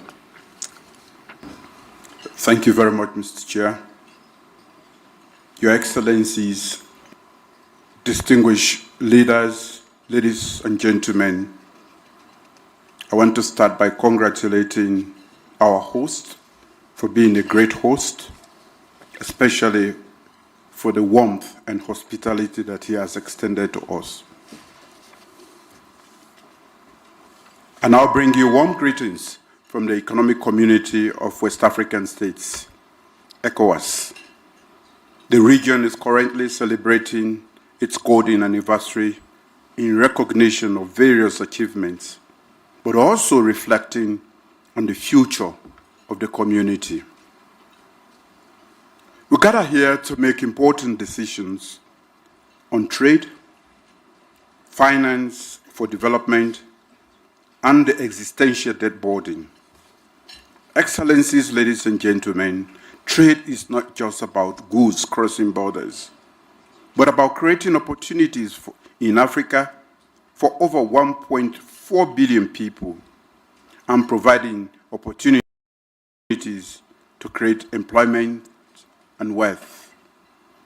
In Africa, we are committed to boosting intra-African trade through effective implementation of the African Continental Free Trade Area, a system that empowers small businesses, connects landlocked communities, and unlocks regional value chains.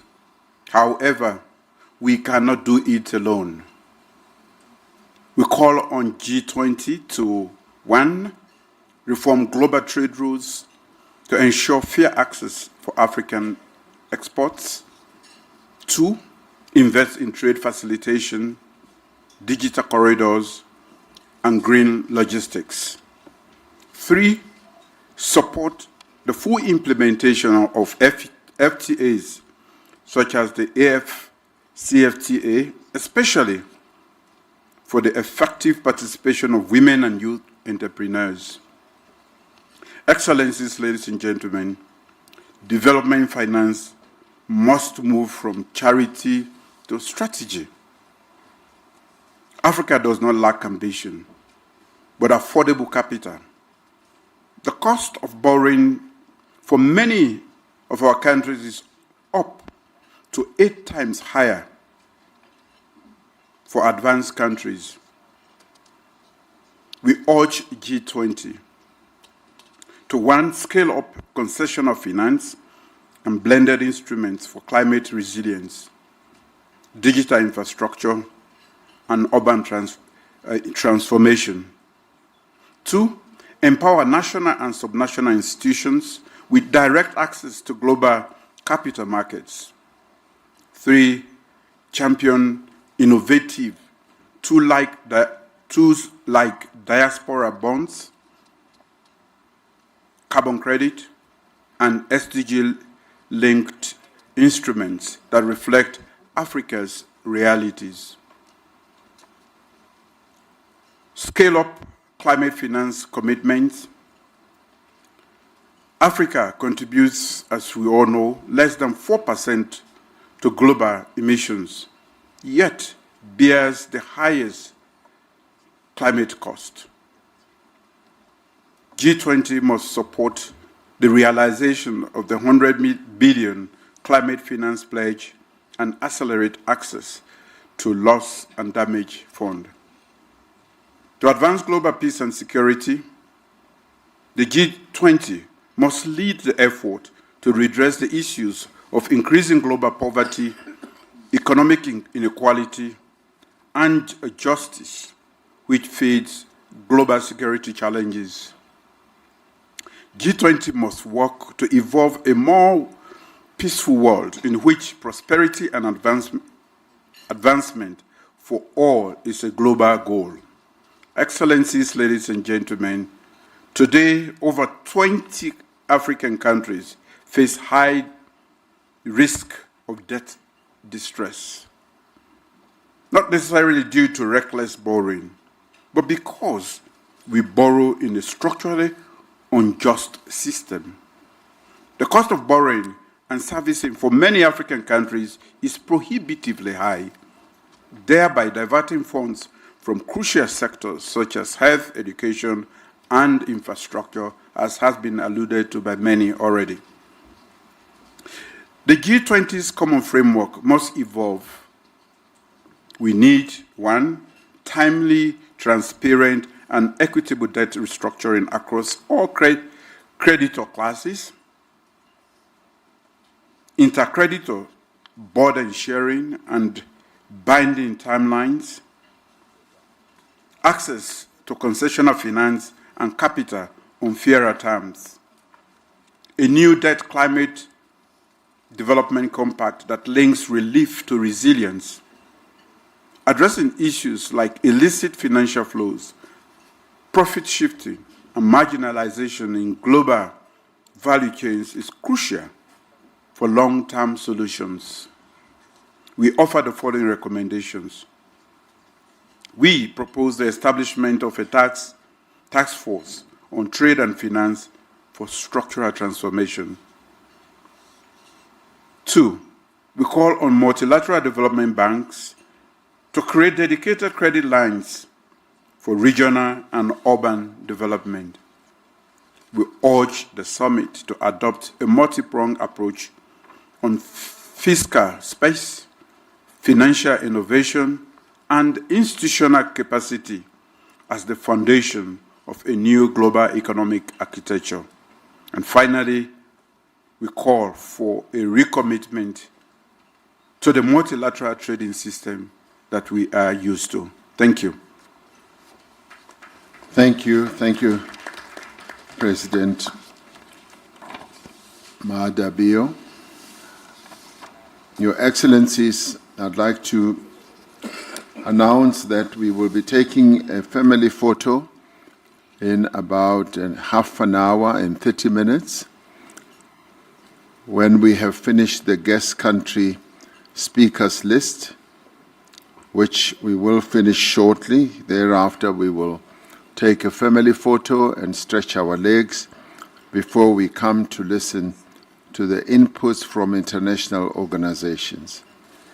I now call upon His Excellency, Prime Minister and Minister of Finance of the Republic of Singapore, Mr. Lawrence Wong, to take the floor.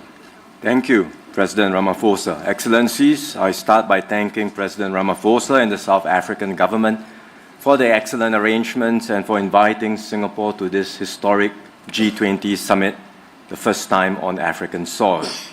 The agenda today is on growth, and growth can only be sustained in a stable global environment. For decades, the rules-based multilateral system anchored by the WTO provided this stability. But the system is now under severe strain. One reason is that the system has been optimized for efficiency in a different era, and it has not caught up with the realities of today's world. Realities like digital trade, as well as the fact that interdependencies are increasingly being seen as vulnerabilities and are open to being weaponized or used as leverage in moments of dispute.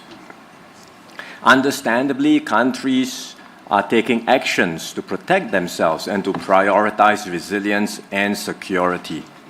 Yet, if every nation goes its own way, the global system will unravel even more quickly. And when that happens, everyone will be worse off. And the heaviest burden will fall on the developing nations. So we do need to reform and update the global system to ensure it addresses the strategic realities of our time. First, we must recommit to the core foundations which remain relevant today, and that means upholding international law and the norms and practices that guide state behavior. That is critical to continued peace and stability in the world. Second, we must reform the current system, be it the WTO or other global institutions. We cannot be paralyzed by old ways of doing things. We all have to get behind the urgent reforms that are needed in the WTO so that it becomes more effective and outcome-oriented. We should complement the WTO with flexible multilateral approaches, and that's why Singapore supports minilaterals and plurilaterals, which can serve as important pathfinders towards updating global rules. Third, we should build new partnerships, and as several colleagues have talked about just now, we are making progress with partnerships and dialogues between the CPTPP and ASEAN, as well as the CPTPP and the EU. In fact, 2 days ago, ministers came together and had a very productive trade and investment dialogue covering issues like trade and investment facilitation, digital trade, and supply chain resilience. In the same regard, we should look at ways in which we can bring the free trade areas and the free trade blocks in Africa closer with Southeast Asia and ASEAN. Recently, Singapore also joined with other countries like New Zealand, Switzerland, and the UAE to launch a new framework called the Future of Investment and Trade Partnership that brings together small and medium-sized economies to keep up the momentum of trade liberalization. All of these efforts can form the foundations of a more resilient and secure multilateral trading system. To be clear, building a new global economic architecture will require significant effort and considerable political will. Multiple efforts are already underway, as I described just now. The G20 can and should play a key leadership role in coordinating these efforts, and Singapore stands ready to do our part and work with all members towards this objective. Thank you, Chair.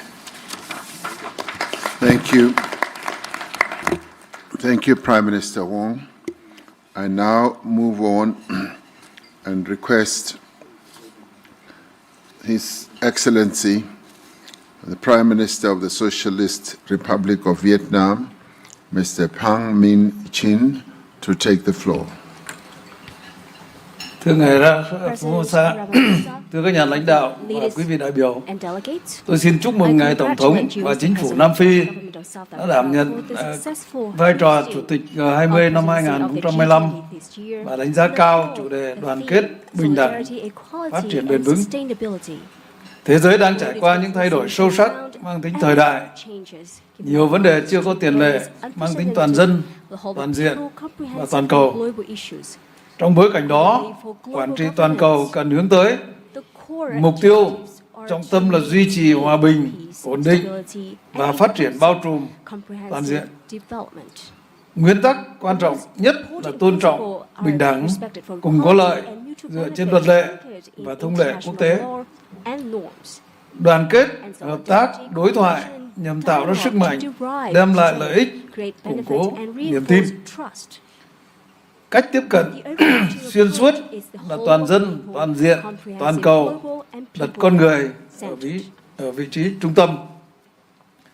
Với phương châm đoàn kết để có sức mạnh, hợp tác để có lợi ích, đối thoại để có lòng tin, tôi xin đề xuất G20 thúc đẩy 3 cái đảm bảo chiến lược sau đây.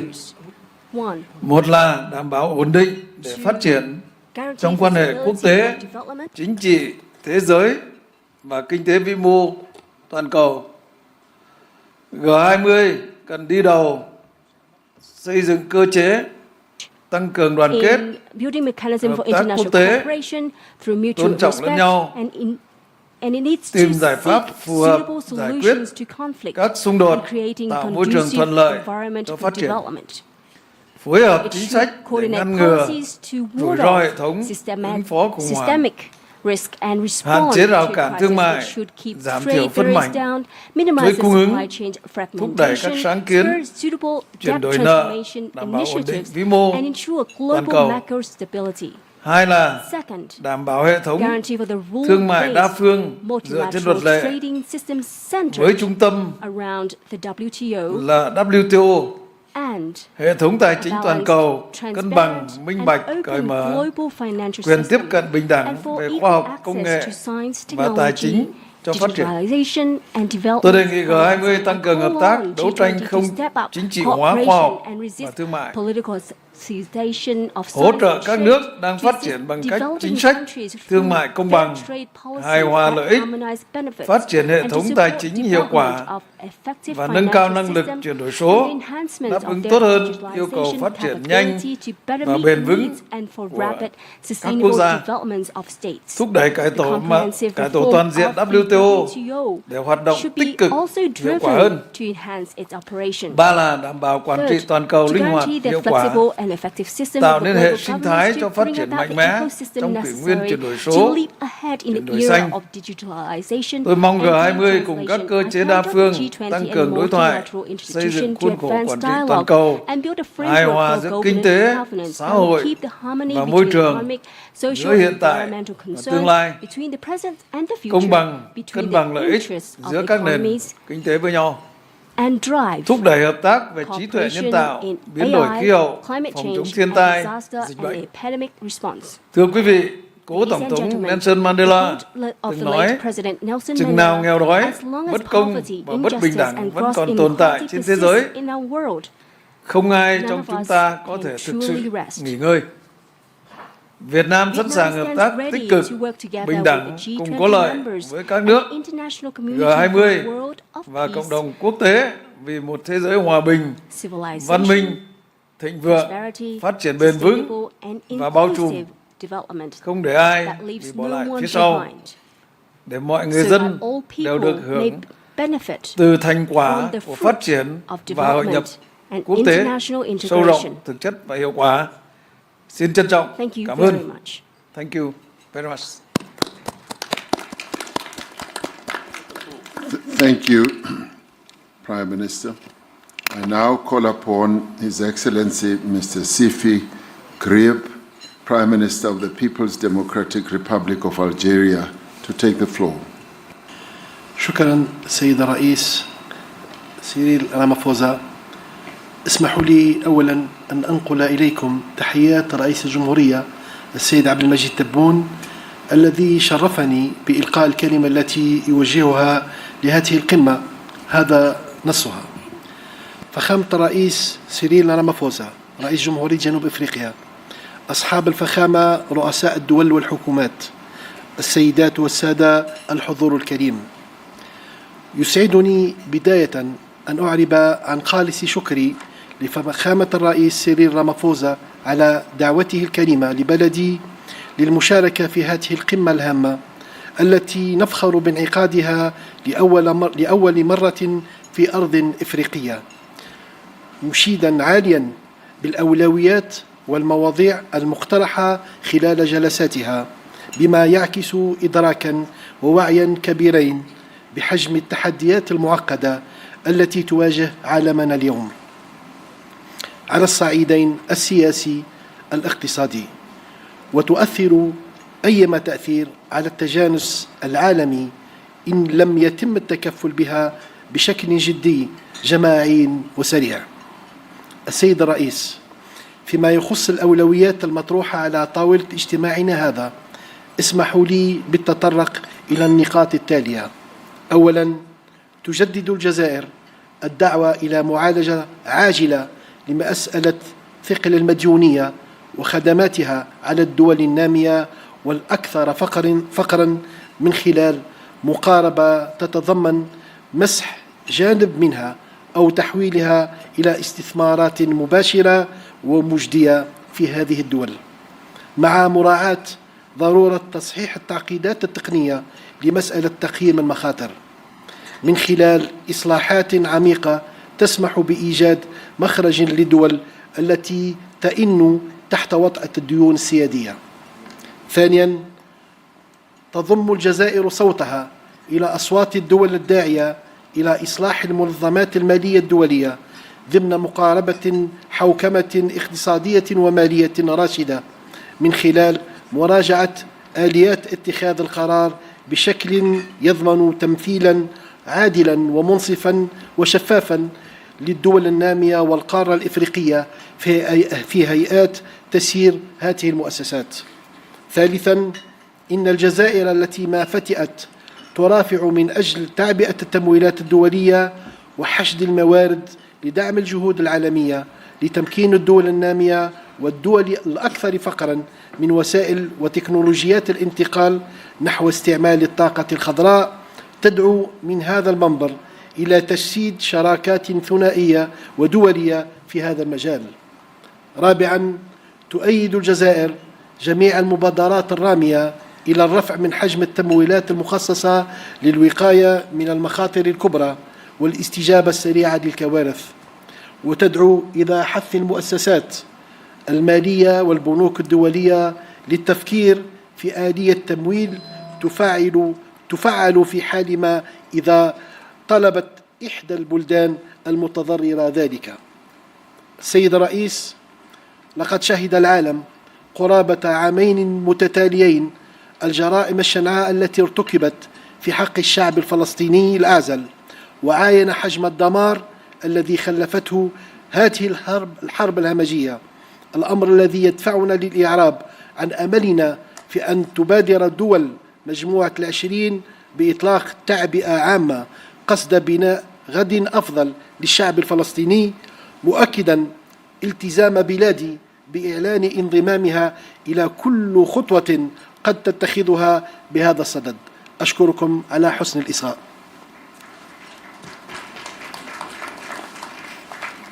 Thank you. There was no real instantaneous translation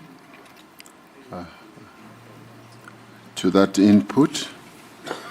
Could the translation people look into it?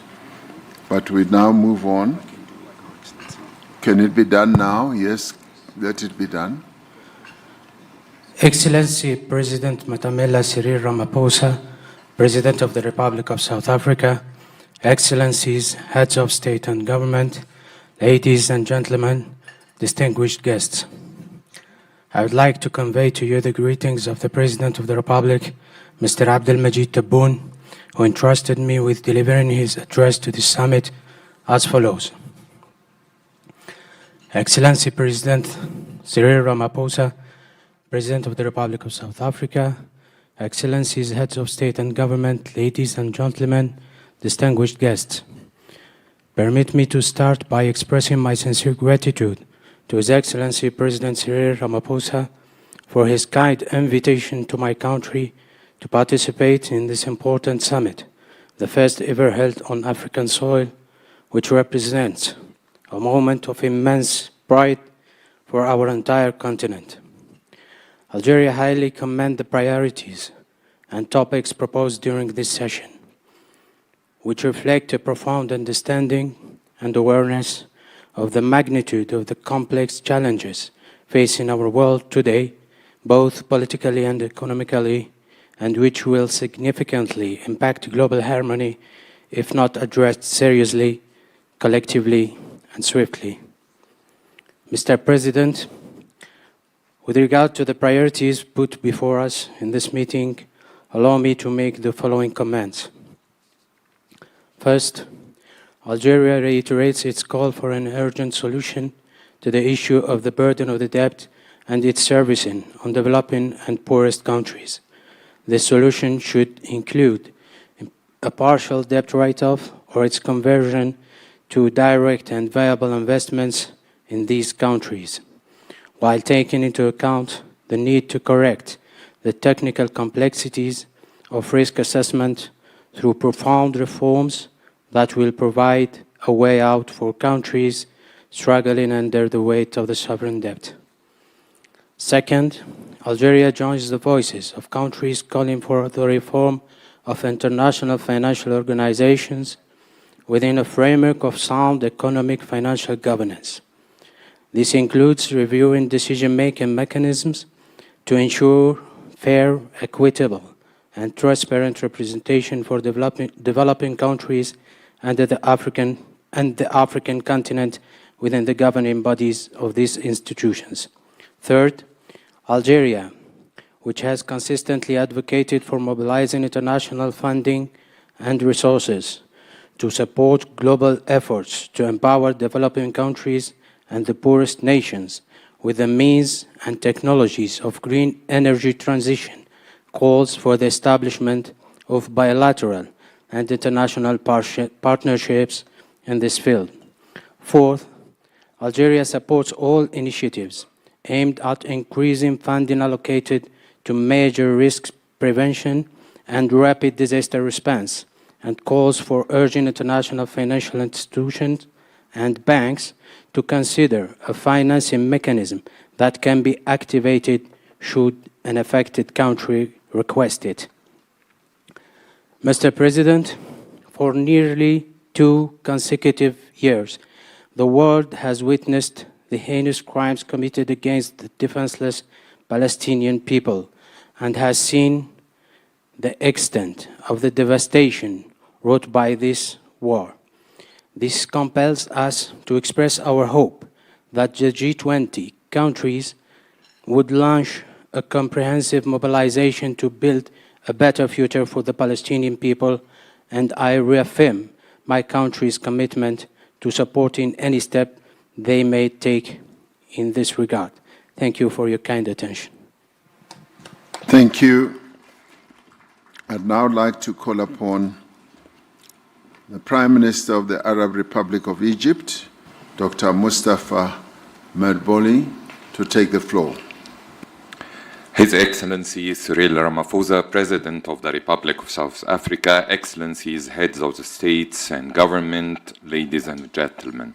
I am delighted to join you today on behalf of His Excellency President Abdel Fattah el-Sisi at the G20 Summit.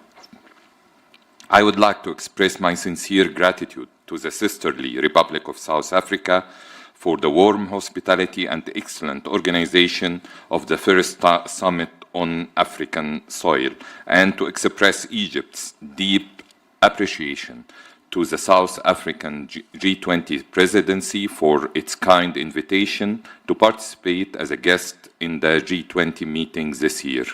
We also commend South Africa's leadership in steering the group's work and in advancing Africa's priorities. In a world faced by unprecedented global challenges, the G20 has a critical role in addressing the main global economic challenges, including the reform of the international financial architecture to ensure that it is responsive to the developmental needs of developing countries. This includes enhancing access to concessional finance through establishing new financial mechanisms while strengthening the effectiveness of existing ones, improving the business models and financing capabilities of the IFIs and the MDBs, and ensuring stronger representation of developing countries in the global economic governance.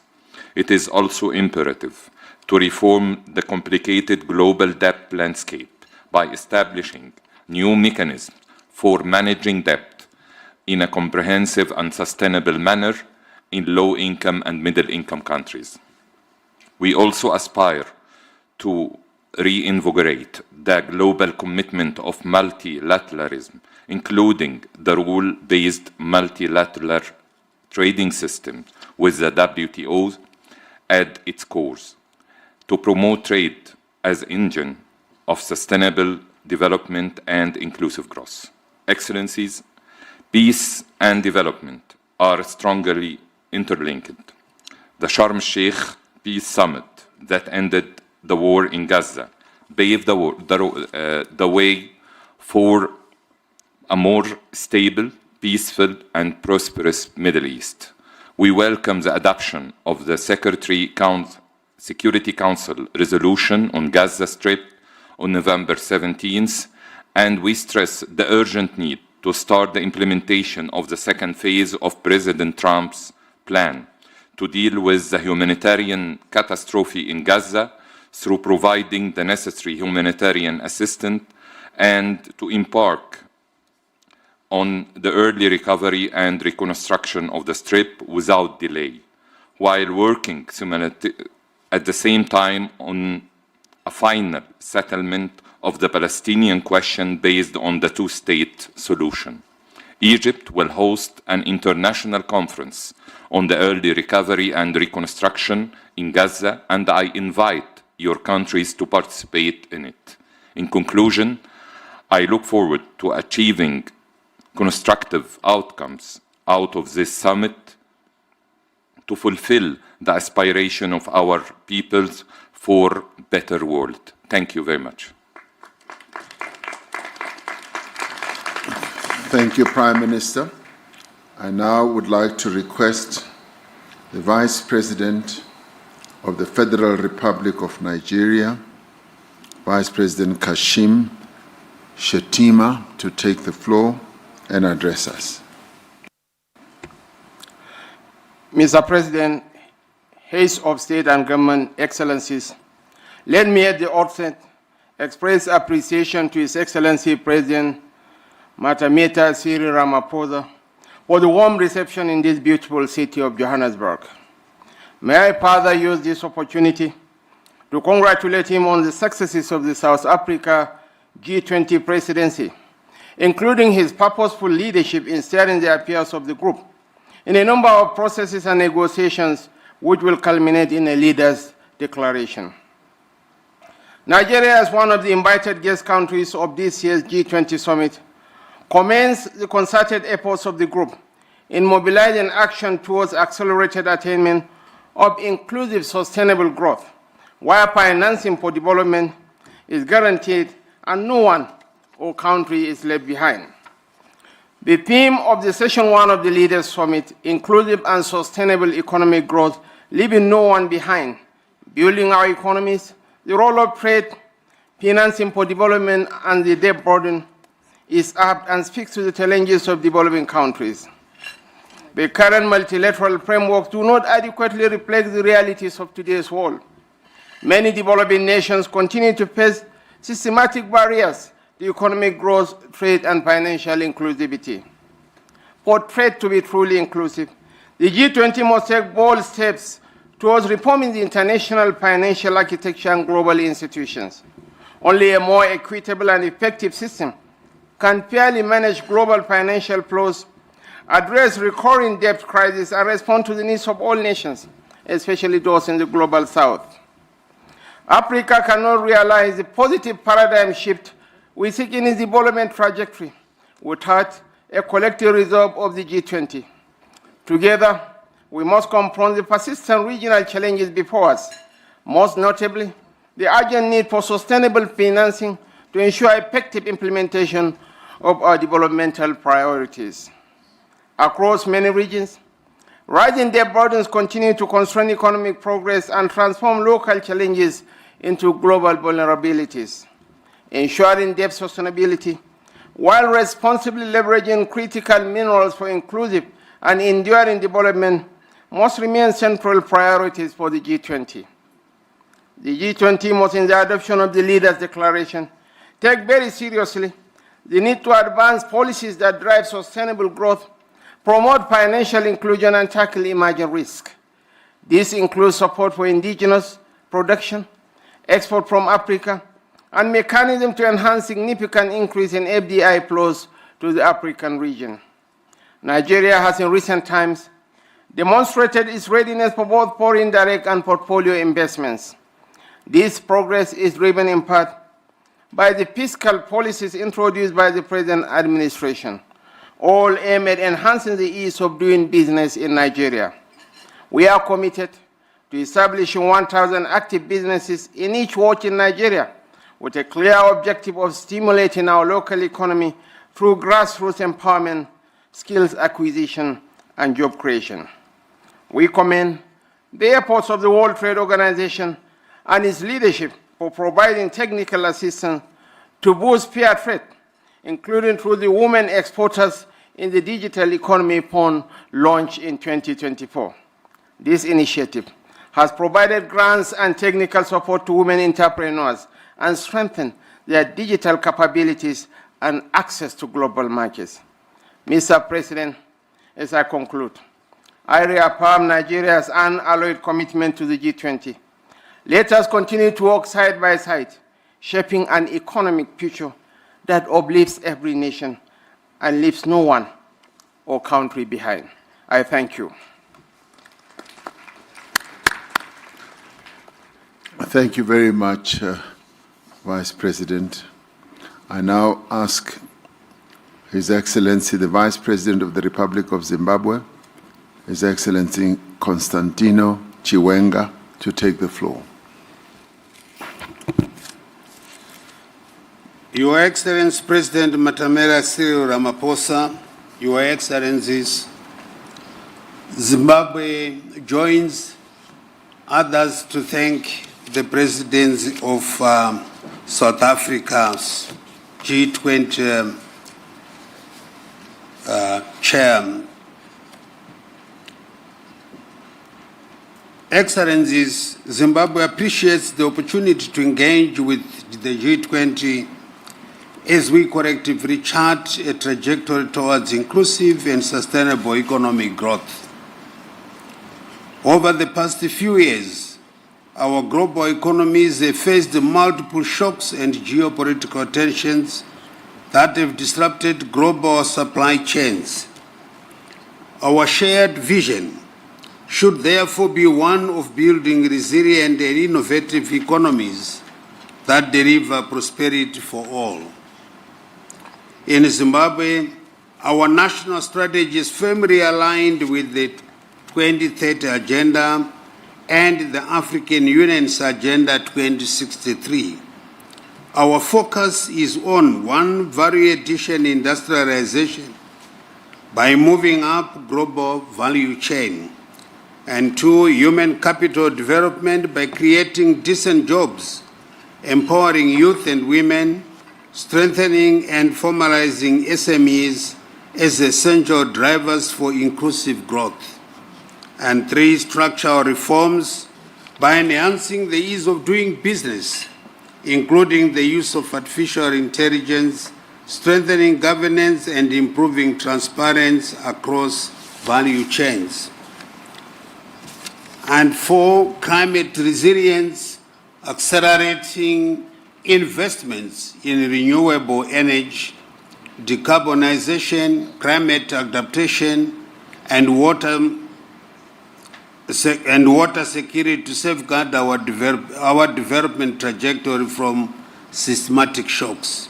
Excellencies, the G20 must reinforce a fair and transparent multilateral trading system under the World Trade Organization. Equally, critical is addressing the major challenge of assessing affordable and sustainable finance. We welcome efforts to reform the international financial system and propose recapitalization of multilateral development banks to expand concessional and climate finance.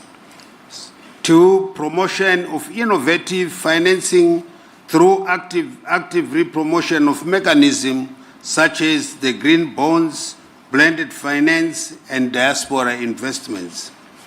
And third, curbing illicit flows by strengthening efforts against illicit financial flows, tax evasion, and profit shifting to enhance domestic resource mobilization in developing countries. The growing debt burden continues to constrain development. Many nations are forced to choose between servicing debt and funding essential social services. We urgently need a comprehensive and equitable debt resolution approach. We encourage innovative solutions such as debt for climate, debt for development swaps. These measures are crucial to restoring debt sustainability while supporting long-term growth and resilience. Furthermore, the G20 Common Framework for Debt Treatments requires significant strengthening. In view of this, Zimbabwe seeks inclusion and active participation in an improved G20 Common Framework for the debt treatment process. We are ready to engage constructively to that end. The journey for inclusive and sustainable growth demands political will and an unwavering commitment to equitable development. Let us reaffirm our collective commitment to building a stronger, fairer, greener and more humane global economy that truly leaves no one behind. I thank you.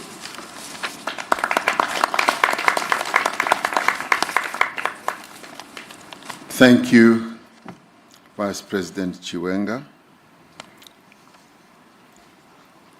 I now have my last two speakers before we take a leg stretch break in order to go and take the family picture. Soon we will be able to stretch our legs. I now ask His Highness Sheikh Khaled bin Al Nahyan, the Crown Prince of Abu Dhabi, the United Arab Emirates. Please take your floor. شكرا فخامة الرئيس. فخامة سيريل رامافوزا رئيس جمهورية جنوب أفريقيا الصديقة، أصحاب الجلالة والفخامة والسمو، أصحاب المعالي والسعادة، الحضور الكريم، يسعدني في البداية أن أنقل إليكم تحيات صاحب السمو الشيخ محمد بن زايد آل نهيان رئيس الدولة حفظه الله، وتمنياته بالنجاح أعمال قمة مجموعة العشرين. وتقدم بخالص الشكر إلى فخامة الرئيس سيريل رامافوزا على دعوته الكريمة لدولة الإمارات للمشاركة في أعمال مجموعة العشرين لهذا العام. First of all, it is my pleasure to convey to you the greetings of His Highness Sheikh Mohammed bin Zayed Al Nahyan, President of the United Arab Emirates, along with his sincere wishes for the success of this G20 summit. السيدات والسادة، يأتي اجتماعنا اليوم I would also like to ليجسد take روح this الشراكة opportunity to العالمية thank His Excellency Cyril ويدعم Ramaphosa ترابط for الأسواق inviting the UAE to والتكامل participate الاقتصادي in بين this year's الدول G20 summit and to عبر express the مختلف UAE's الأقاليم. appreciation for the efforts undertaken by the South African وتعمل دولة Presidency الإمارات in بشكل hosting مستمر the summit for the first time in مع Africa. شركائها على تعزيز مسار التعاون الاقتصادي العالمي وترسيخ نظام تجاري دولي متوازن Ladies and gentlemen, our meeting وشفاف today embodies the spirit of global بما partnership, يتيح مشاركة strengthening شاملة collaboration وفعالة between economies across للدول every النامية region of the world. في صياغة The UAE مستقبل continues النظام to work التجاري closely with its العالمي partners to drive global economic مما cooperation. يعزز الوصول We are committed إلى to building أفضل a balanced and الحلول transparent التمويلية international trading system, a لتطوير system that is المشاريع inclusive and التنموية effective, that enables the والاستثمارية participation في مجالات of developing التكنولوجيا countries in shaping المتقدمة the future of والطاقة global trade, والصحة and that والزراعة، ensures access to better مع financing تركيزنا solutions المستمر على to بناء advance القدرات development. ونقل المعرفة وتمكين المجتمعات. In addition to advanced development, ويسرني also اليوم investment projects across أن critical أعلن sectors, including عن إطلاق advanced مبادرة دولة technology, الإمارات energy, health and الذكاء agriculture. الاصطناعي In من أجل addition, the UAE التنمية continues to prioritize building التي capabilities, تخصص transferring مليار knowledge دولار and empowering أمريكي communities. لتمويل مشاريع الذكاء Today, الاصطناعي I'm pleased to announce the launch في of the الدول UAE الأفريقية initiative, AI for Development, بهدف which دعم التنمية allocates $1 الاقتصادية billion والاجتماعية to من خلال finance artificial تعزيز intelligence منظومة projects البنية in التحتية African الرقمية nations. This والارتقاء initiative will strengthen digital بالخدمات infrastructure الحكومية to support social and لرفع economic الإنتاجية development, enhancing وتحسين government جودة services الحياة. to boost productivity and الحضور improving الكريم، quality of life. نجدد اليوم تأكيد التزام دولة الإمارات العربية المتحدة بالعمل مع جميع شركائها في مجموعة العشرين لترسيخ مسيرة التنمية والازدهار في العالم أجمع. شكرا لكم.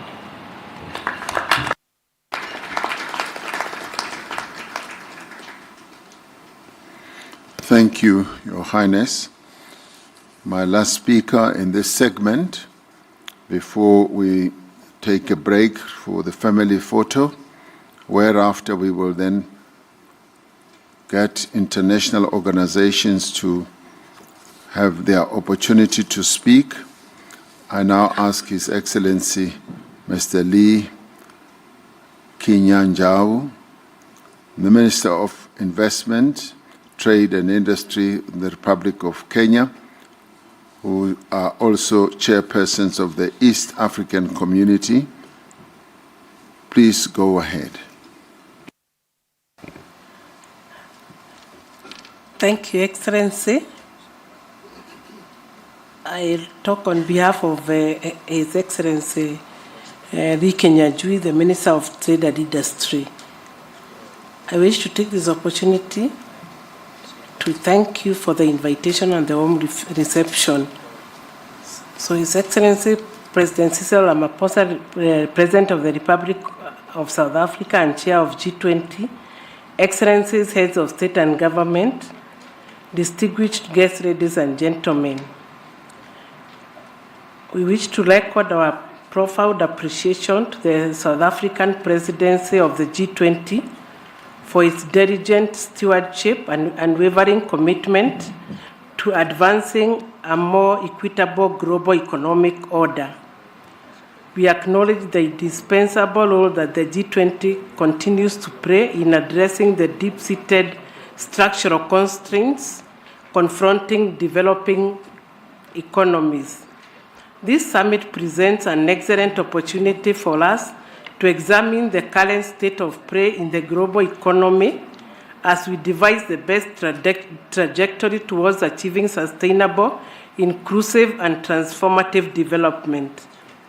In this regard, we wish to express our support for the call to reform the international financial architecture so that it may deliver more substantial, more accessible, and more equitable development financing.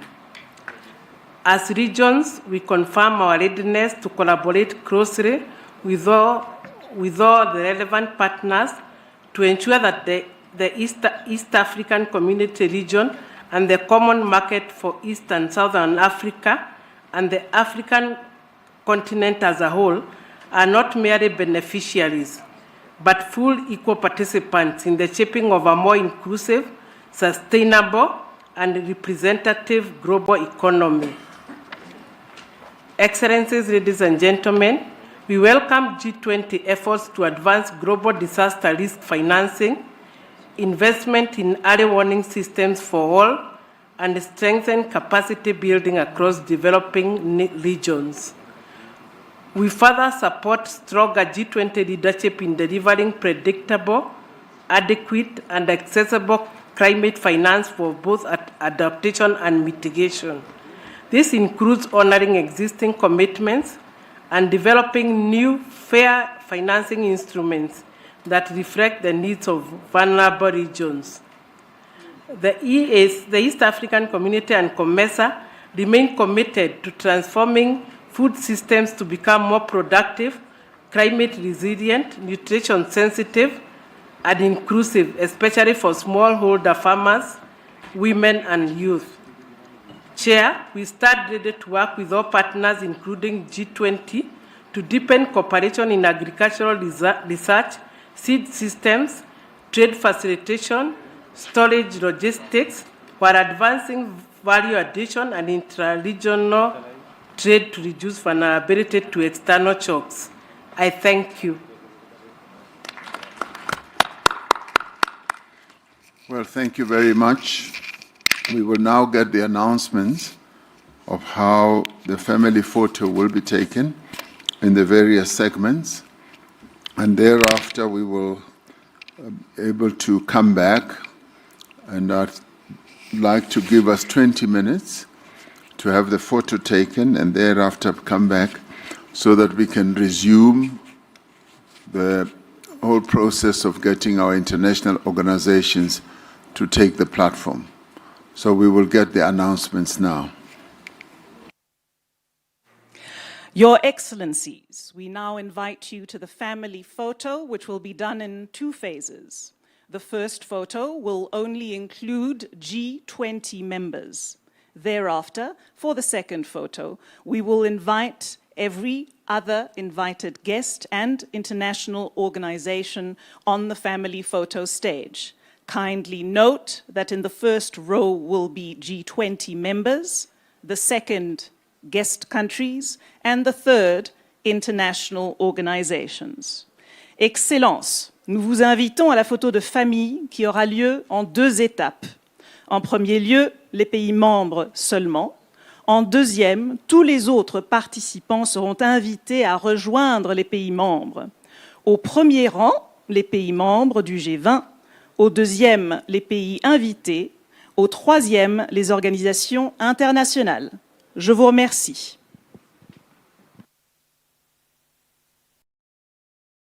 Thank you. Let us proceed.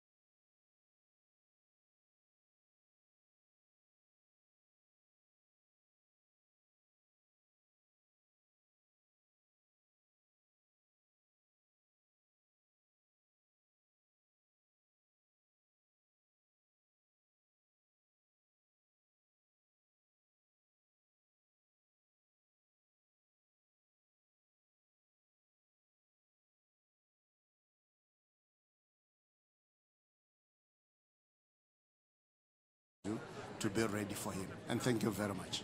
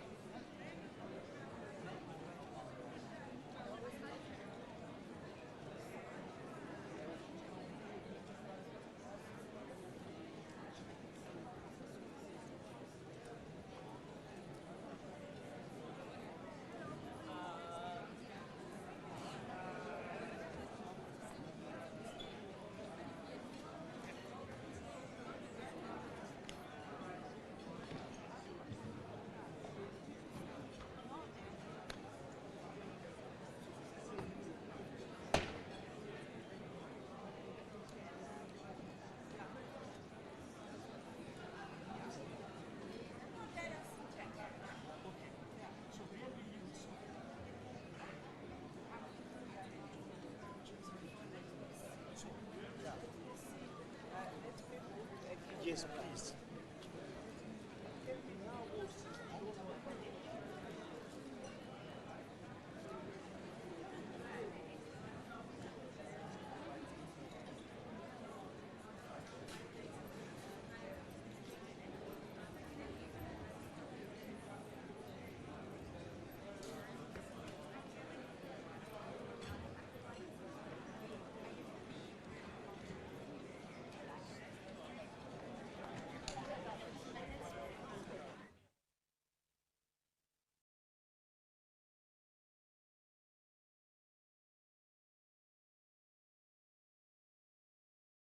Here's what could happen if you don't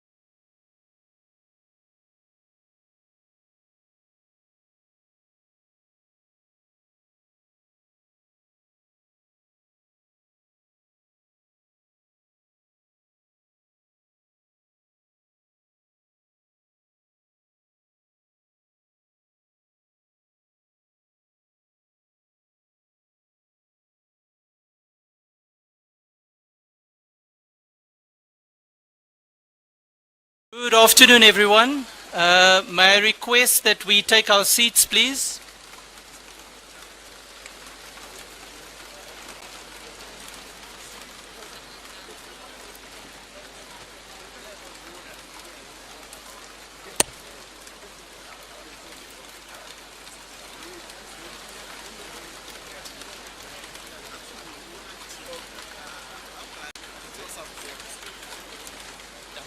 Yeah.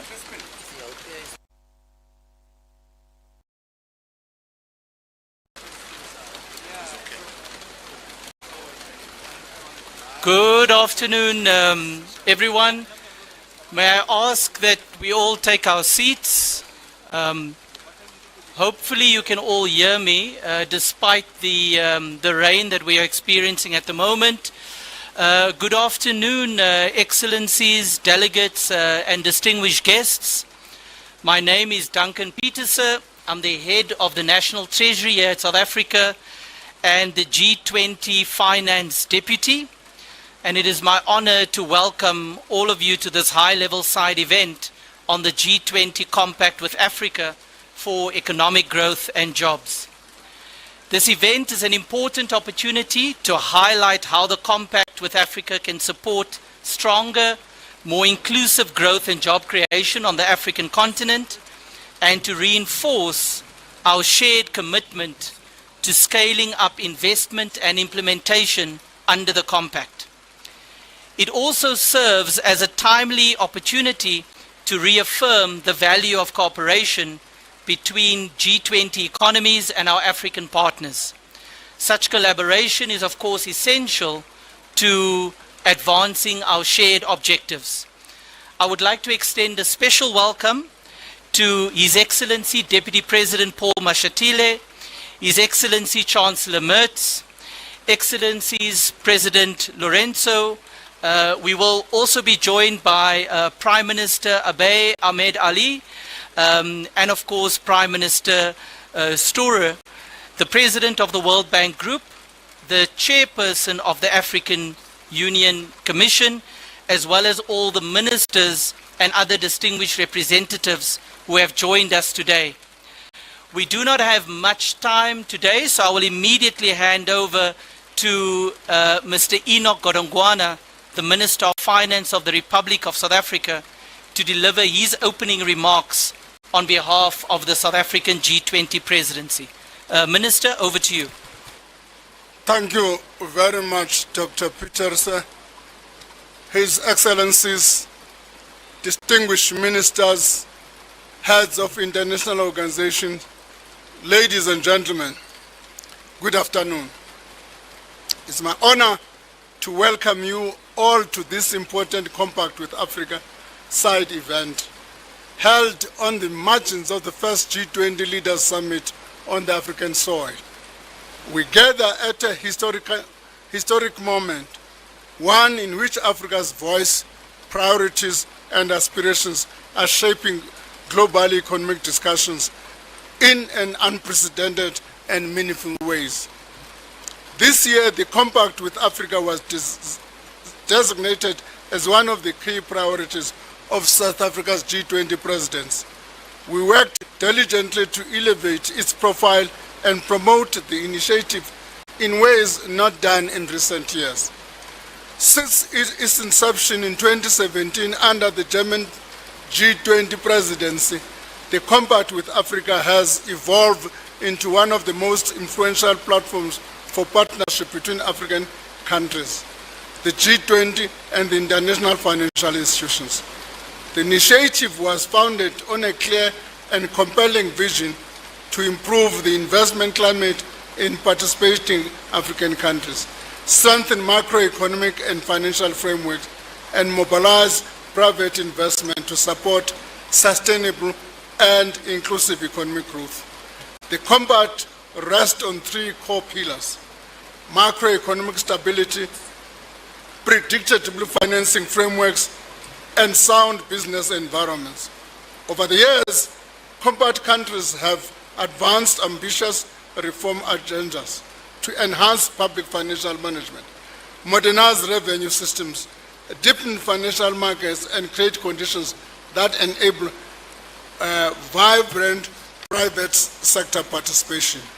These reforms have helped attract greater investor interest, stimulated infrastructure development, and strengthened dialogue between African governments and the global partners. The Compact has also expanded in both scope and membership, demonstrating its continued relevance and appeal. This expansion reflects the growing confidence in the Compact's approach, as well as the increasing demand across the continent for structured, reform-oriented partnerships that deliver tangible economic outcomes. We are pleased to have worked closely with Germany this year to bring this compact with Africa to the forefront of the G20 agenda.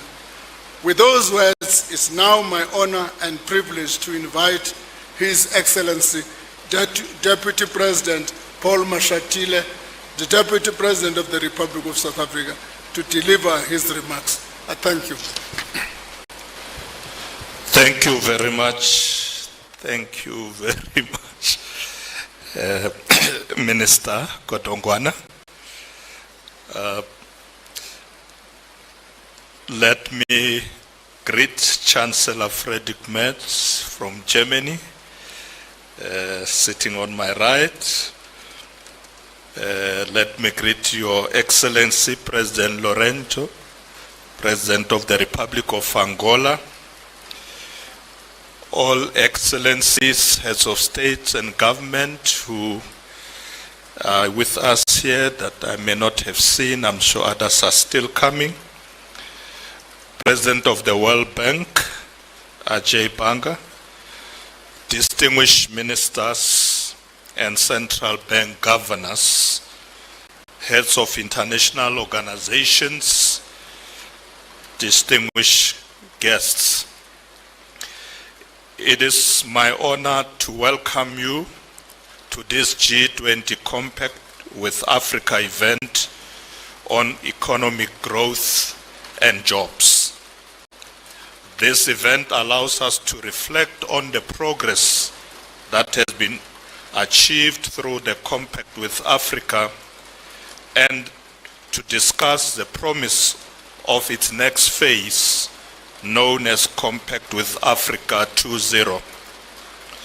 The Compact aims to deepen investments, create jobs and build sustainable prosperity through stronger partnerships with the private sector. Since its establishment during Germany's G20 presidency in 2017, the Compact with Africa has made steady progress. It has supported participating countries in implementing ambitious reforms and mobilizing investments.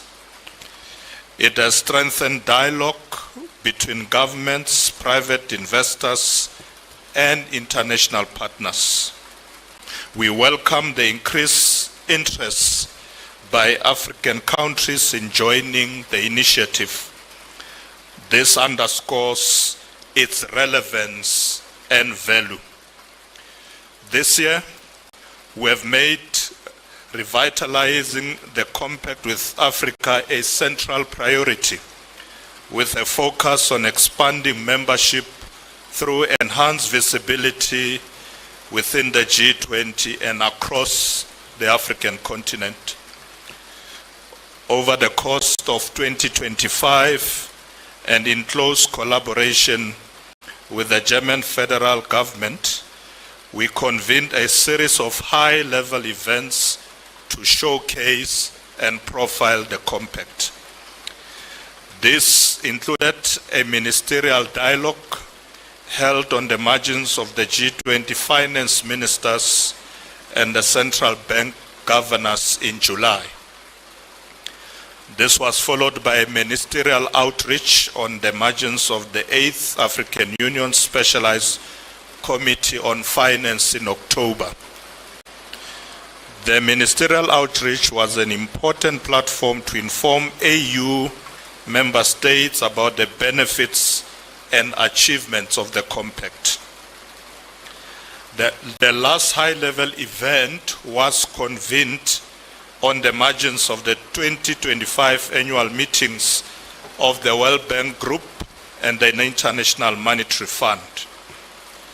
Supported by the World Bank, this event marked the official launch of the new multi-donor trust fund designed to support the next phase of reforms and investment within the Compact with Africa framework. We welcome Germany's commitment to provide the initial contribution of 10 million euros towards this new instrument. Today's dialogue reaffirms the importance of strong cooperation between the G20 and Africa, underscoring the vital role of the private sector and driving growth, creating jobs, and promoting shared prosperity. I trust that through this engagement, we will strengthen the Compact as a key channel for partnership, reform support, and increase private sector involvement. We are confident that it will continue to unlock investments and help build resilience, inclusive economies across the continent. In closing, I would like to thank the German federal government for its steadfast leadership of this initiative since its inception.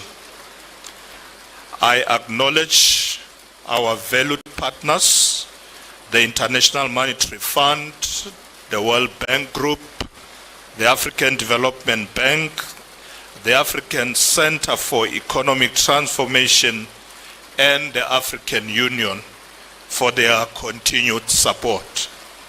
Lastly, we recognize the Compact countries for their efforts in reforming their economies and ensuring that investment flows in Africa.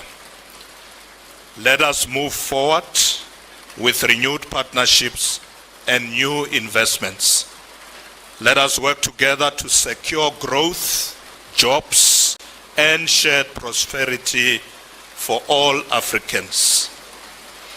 I now invite Chancellor Merz to deliver his remarks. Thank you very much. So thank you so much, Mr. Vice President, for your kind introduction.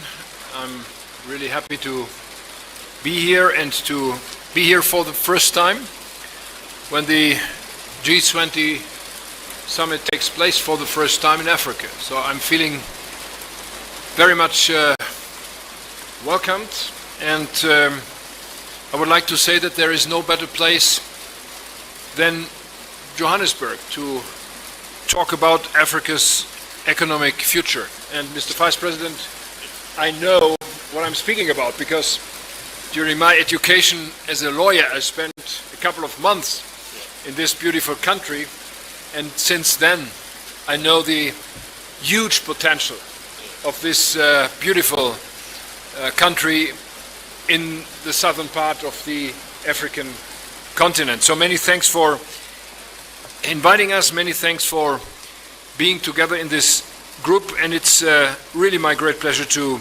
welcome all of you to this side event on the G20 meeting with the Compact with Africa group. Africa is, as I said, a continent of opportunity. Africa is a continent of huge opportunities. Africa is a young, dynamic continent. And Africa is a continent with huge economic potential, therefore. And our partnership can unlock much more of this potential in the future. The G20 Compact with Africa builds exactly these partnerships between G20 members and African countries, between governments and the private sector, and between entrepreneurs and investors. Compact countries are pushing reforms. With support from the World Bank, from you, dear Ajay, and from many partners in the world. They are all creating conditions that attract private investment. This is good for Africa's growth, this is good for the people on the continent, and this is good for global growth. Now we see many success stories in many compact countries already. More investment, more jobs. But our task is, today and from now on, to scale this up. I would call it a new phase, or let's name it Compact 2.0. With Zambia and Angola joining this year, the Compact is now a group of 15. Congratulations, President Lourenço. Welcome on board of this group.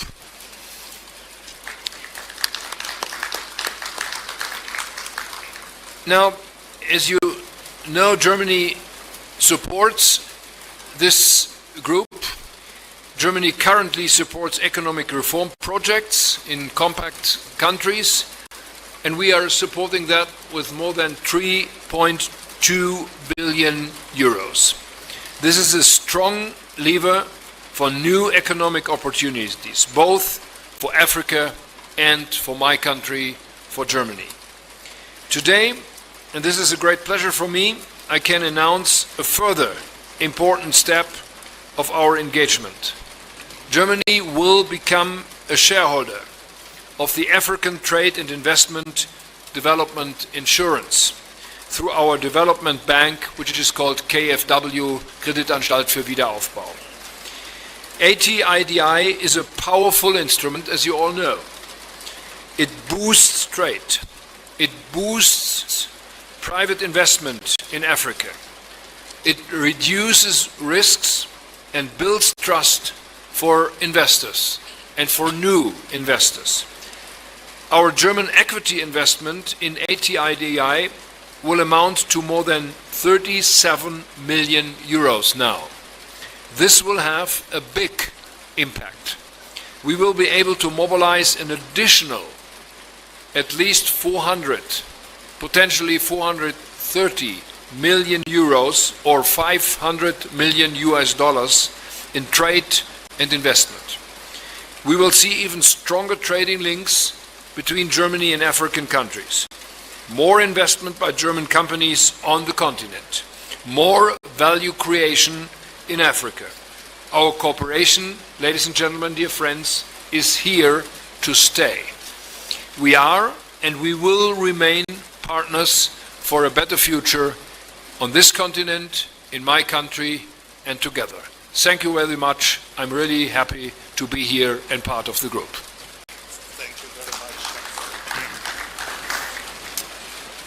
Thank you very much, Your Excellencies, for those insightful remarks.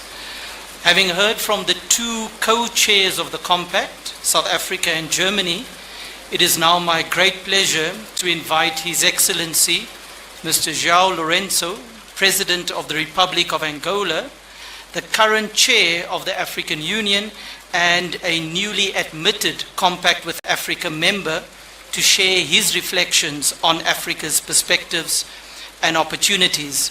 And it is indeed an honor to welcome the Republic of Angola as the 15th member of the Compact with Africa.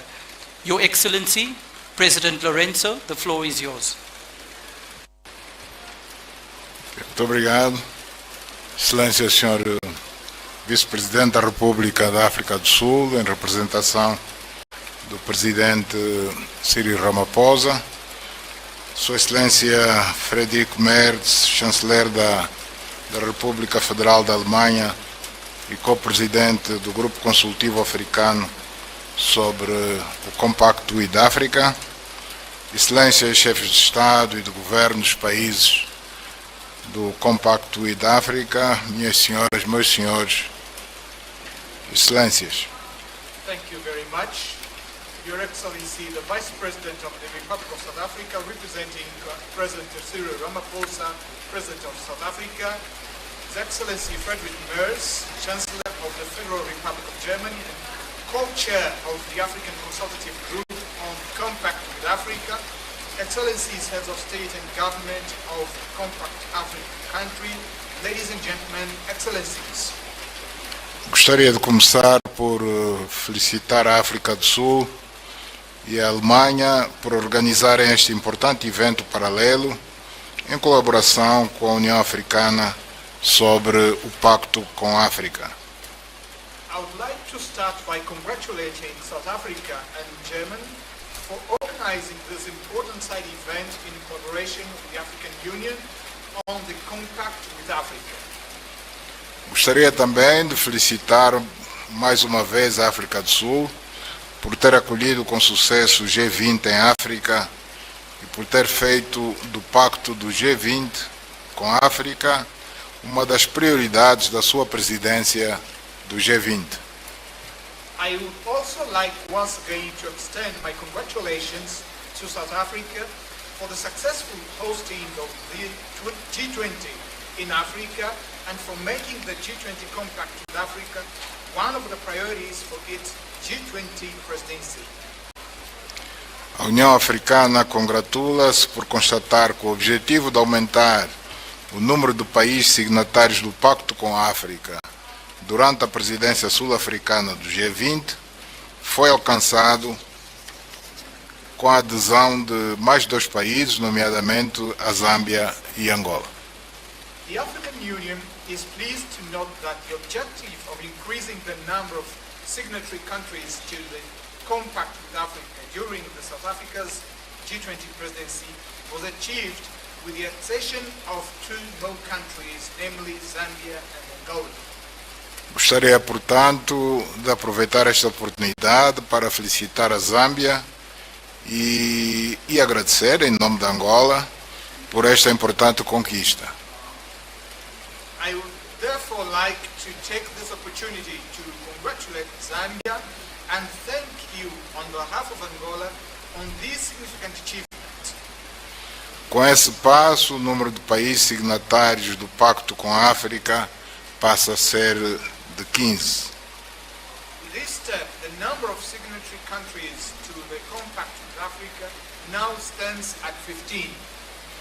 Para aqueles que estão familiarizados com o sistema jurídico da União Africana, 15 é o número mínimo de ratificações necessárias para a entrada em vigor da maioria dos nossos instrumentos jurídicos. For those acquainted with the legal framework of the African Union, 15 is the minimum number of ratifications required for the entry into force of most of our legal instruments. Assim, posso inferir que o Pacto com a África se tornou agora uma iniciativa à escala da União Africana, o que é positivo para a integração econômica do continente.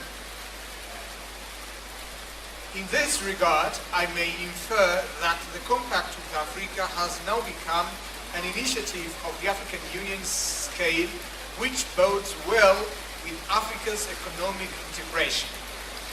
A União Africana acredita firmemente que, à medida que mais países africanos aderirem ao Pacto com a África, implementarem reformas fundamentais, a África como um todo se posicionará como um continente reformador e aberto aos negócios, tornando os nossos países mais atrativos para os investidores, que são necessários para concretizar o objetivo de uma África próspera, baseado no desenvolvimento inclusivo e sustentável, articulado com a aspiração 1 da Agenda 2063, a África que queremos.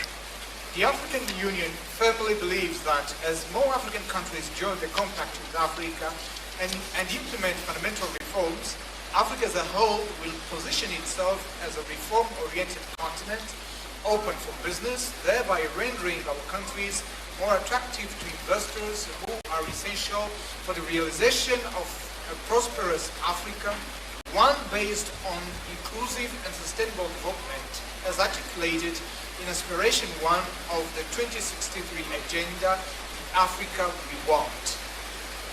Apelo a todos os presentes para que trabalhem em conjunto e com celeridade para tornarmos esta ambição em realidade.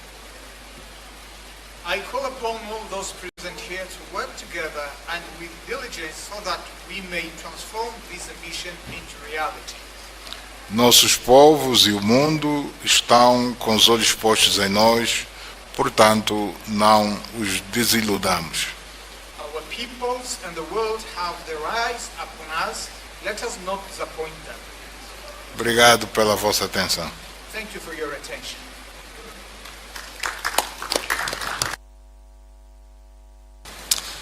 Thank you, Your Excellency, President Lourenço.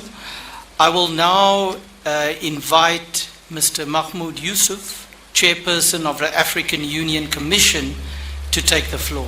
Your Excellency. Thank you very much, Your Excellency, Mr. President, Your Excellency, Mr. Chancellor, Your Excellencies, Heads of State and Governments, ladies and gentlemen. Building on the statement by His Excellency, Mr. João Manuel Gonçalves Lourenço, President of the Republic of Angola and Chair of the African Union, let me highlight three main opportunities for the sake of complementarity between the G20 Compact with Africa and key African Union strategies and programs. The first key element is the African Continental Free Trade Area. The intra-African trade and investment needs to be boosted in order to achieve the objective of an inclusive growth and a sustainable development. Now, the issue is that Africa's trade potential remains largely unrealized, mainly due to the continent's weak productive sector, deficient logistic links, and trade-related infrastructure. In order to address these challenges, Africa needs huge investments, both domestic and foreign, estimated at around $130 billion to $170 billion per year. As highlighted at the third Financing Summit for Africa's Infrastructure Development in Luanda, Angola last month. In this respect, the Compact with Africa provides an opportunity to implement the reforms to attract the necessary investments needed to harness the full potential of AfCFTA. More specifically, reforms under the Compact with Africa will help achieve the objectives of the Protocol of the Continental Free Trade Area Agreement on investment. Second, there's an opportunity for complementarity between the Compact with Africa and the African Virtual Investment Platform, which was launched in February 2025. This digital tool aims to gather quality and timely information on public and private, foreign and domestic investment and related policies and reforms across all African countries and sectors. Third and last area is the sector of industrialization through manufacturing and value chains development, underpinned by the Accelerated Industrial Development for Africa Action Plan. In effect, by promoting targeted and integrated economic policy reforms, Compact Africa can help unlock investments needed to accelerate regional and continental value chains development. The focus should be on priority sectors such as mineral resources in order to create decent jobs and generate incomes for millions of Africans.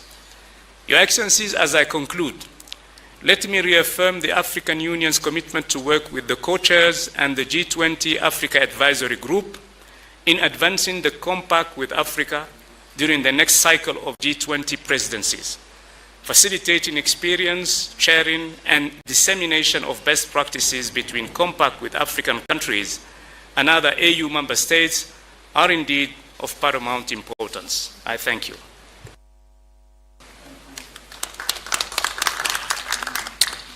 Thank you, Chairperson Yusuf.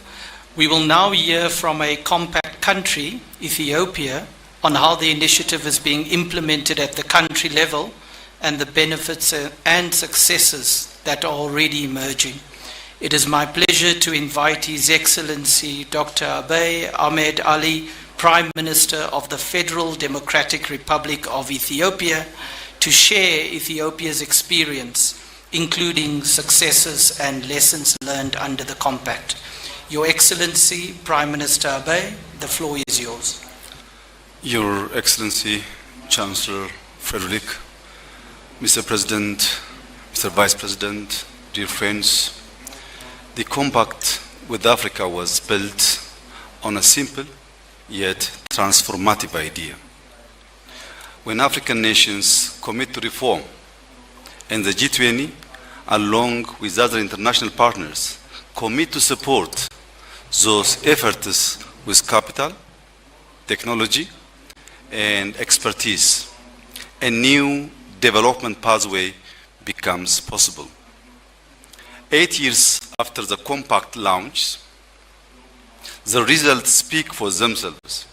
Across compact countries, a wave of deep, difficult, and decisive reforms have taken root. Reforms that strengthen macroeconomic stability, open economies to investment, and restore confidence. In Ethiopia, we have undertaken historic change, modernizing our macroeconomic framework, reforming our monetary and financial systems, opening up our financial sector, expanding financial inclusion, and in one of our most consequential reforms, liberalizing our foreign exchange regime. This reform takes place in Ethiopia after 5 decades. These are not abstract achievements. They are the foundations of a modern, resilient economy capable of attracting long-term private capital. We have tackled long-standing barriers to enterprise and job creation by opening telecom markets, reforming state-owned enterprises, improving trade facilitation, advancing renewable energy investment, and strengthening regulatory frameworks for long-term finance and capital market. Though demanding political courage, these reforms have made our economies more competitive. Africa's economic rise is underway, taking shape in our cities, farmers, factories, and digital ecosystems. To unlock its full potential, reform must drive investment, and investment must drive shared growth. The world today is far more complex than when the compact began. It must now focus on accelerating transformation at scale. The G20 must match ambition with action through genuine partnership grounded in investment, innovation, and shared prosperity. It must strengthen the Compact with Africa 2.0 Trust Fund, expand guarantees, and blend finance to unlock private capital, advance timely and predictable debt relief under the common framework, support deeper capital markets, and improved credit ratings, and also champion African integration from African Continental Free Trade Area, corridors to cross-border infrastructure and digital connectivity. The next decade must be even more ambitious. Let Compact with Africa 2.0 be a platform for Africa and global prosperity. I thank you. Thank you, Your Excellency Prime Minister Abe, for those valuable insights into Ethiopia's reform efforts, as well as highlighting the concrete benefits of the compact. I now invite His Excellency Mr. 𝐬𝐻𝐫𝐿𝐼, Prime Minister of the Kingdom of Norway, to take the floor. Your Excellency, the floor is yours. Thank you so much. Norway is as far away as you can come from the African continent. It's a long travel. But I'm happy that we have been part of the compact since 2017. I'd like to salute South Africa and Germany for launching it and for expanding on it. And I hear from my colleague from Ethiopia that it is gaining also relevance in one of the most thriving economies. Yesterday, I visited a 100 megawatt solar power plant in the Free State, 1 hour outside Johannesburg. It is a company called Mainstream with a major Norwegian share. So I've seen a Norwegian company investing in this, and it will provide electricity to thousands of households around Johannesburg. And when you drive there, you see that there is a lot of housing which is fine. And there's also housing without electricity and with severe deficit on grids. So all of this comes together to say that the compact is important. It is of relevance also for my country. Every year we host the Nordic African Business Summit in Oslo, which has grown to become the biggest event in the Nordic countries to promote investment and business with the continent. So I think this fits well with the compact. The key words here: true partnerships, meaningful dialogue, collaboration on reform, sharing experiences, and also the role of the multilateral development banks. And I also like to salute my friend, the President of the World Bank, how the World Bank and the development banks now take, I think, a role in innovating their mechanisms. And let me say, just coming from Norway, that development aid is not going to make the big difference here. It is, ODA is at best declining, at worst declining rapidly. But we are also innovating, doing new things, which is more in line of the investment. And Africa is really offering so tremendous opportunities in that direction. We had a successful Business 20 meeting here in Johannesburg recently.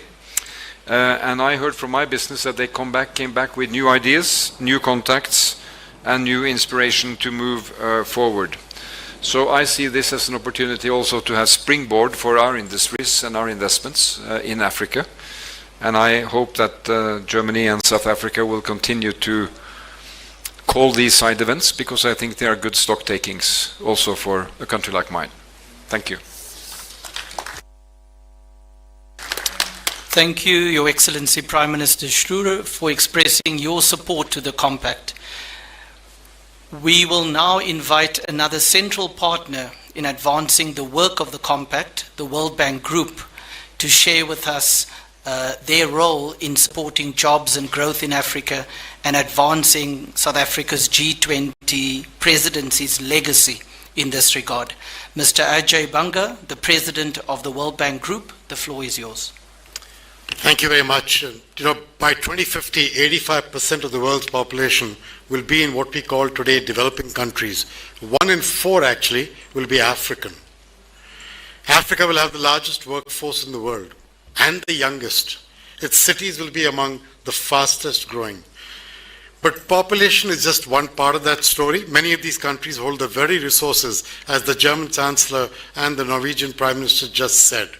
They hold the very resources that will shape the world's future. Over 60% of the world's uncultivated arable land, enough to help feed a growing planet, is in Africa. Minerals critical for energy and digital transitions are in Africa. An abundant sun, wind and water, enough to meet their own needs, but potentially to export clean energy to others. This is Africa's gift. They will help define the century. With the right approach, if we focus on opportunity, not on need, we can unlock a tremendous engine of global growth and job creation. And that is why we are focused on private sector jobs, which account for 90% of unemployment, and on building the conditions that allow entrepreneurs and businesses to thrive.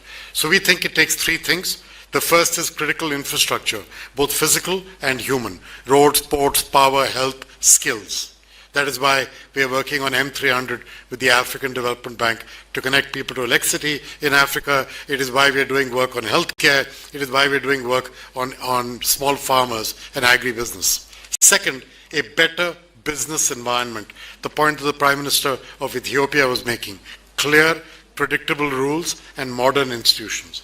And third, a thriving private sector supported by access to de-risking tools, like in fact the Chancellor talked about ATIDI. ATIDI, which KfW has just invested in, is a partner of MEGA.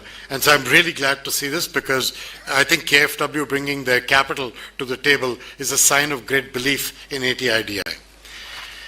Now the thing is, this is not about shifting jobs across borders. I'm convinced this is about creating opportunity where people live by building a middle class that drives demand, including for goods and services from developed economies.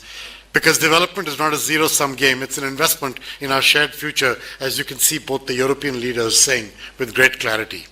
Germany understands that. Norway understands that. They are playing a catalytic role through the Compact with Africa. The first phase was focused on business environment. 13 countries, we worked with them to modernize customs, tax systems, and reform commercial laws. That's how the Foundation for Investment happened in Ethiopia, in Tunisia, in Morocco. Momentum is building, and thanks to the President of Angola, Angola and Zambia have also joined this year. We're now into the second phase, one that it's all about scale, as the Chancellor said. We will have a new trust fund that is benefiting from Germany's generosity. For the first time, all parts of the institution are operating through a single platform, which to me is a tangible milestone of the very reform agenda that I was elected and the G20 asked me to lead on.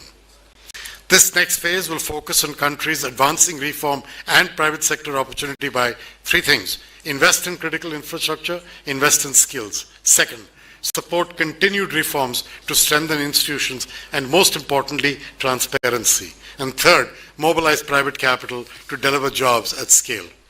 So the idea here is we're going to help businesses, large and small, to start, to grow, to thrive. But I think that reform ambition has to be led by the African governments themselves. We can help. The World Bank can help. The IMF can help. The African Development Bank can help. Other partners by help. But eventually, it is for African countries and leaders to seize the moment. Thank you to Germany, thank you to South Africa for your continued leadership, and thanks to all of you for your generosity in having us as a part of this group. I really appreciate that. Thank you very much, President Banga. To formally convey our appreciation and bring the side event to a close, I now have the honor of inviting Mr. Ronald Lamola, Minister of International Relations and Cooperation of the Republic of South Africa, to deliver a word of thanks on behalf of the South African G20 Presidency. Minister Lamola, the floor is yours. Thank you very much. In the interest of time, I will stand on existing protocols. It was a distinguished honor to have you all here with us today as we conclude this high-level side event on the G20 Compact with Africa. Allow me to extend our deepest gratitude on behalf of South Africa's G20 presidency to all who contributed to make this important event a success.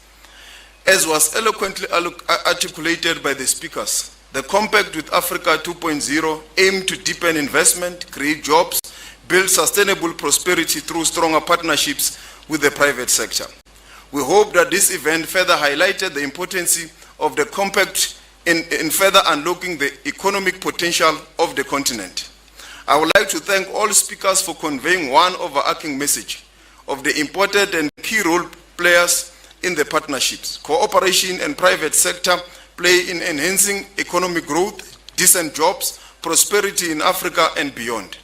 We further note with satisfaction that G20 Leaders Summit recognized the importance of the G20 Compact with Africa and commended South Africa's G20 presidency for strengthening the compact further, including through launch of the second phase 2025 to 2033, supported by the establishment of the World Bank Group Multi-Donor Fund. I would like to convey a special thanks to Your Excellencies President Ramaphosa, here today represented by the Deputy President Paul Mashatile, and the Federal Chancellor of MERS of Germany, Chancellor Merz, for hosting this event and highlighting how cooperation between G20 economies and African economies is vital in boosting private investment in Africa. We will be following through the conclusion of this side event, issue a joint communique outlining the spirit of our discussion and commitments and strengthen the G20 Compact with Africa as the key platform for dialogue and engagement between the G20 and Africa, and emphasizing the key role the private sector has to play in enhancing economic growth, decent jobs, prosperity in Africa within the G20. Thank you very much, Duncan. I hope you will then announce the processes of the family photo. Thank you. Thank you, Minister Lamola. That brings the event to a close, and I believe it will be followed by a photo. Thank you. Protocol will guide us outside.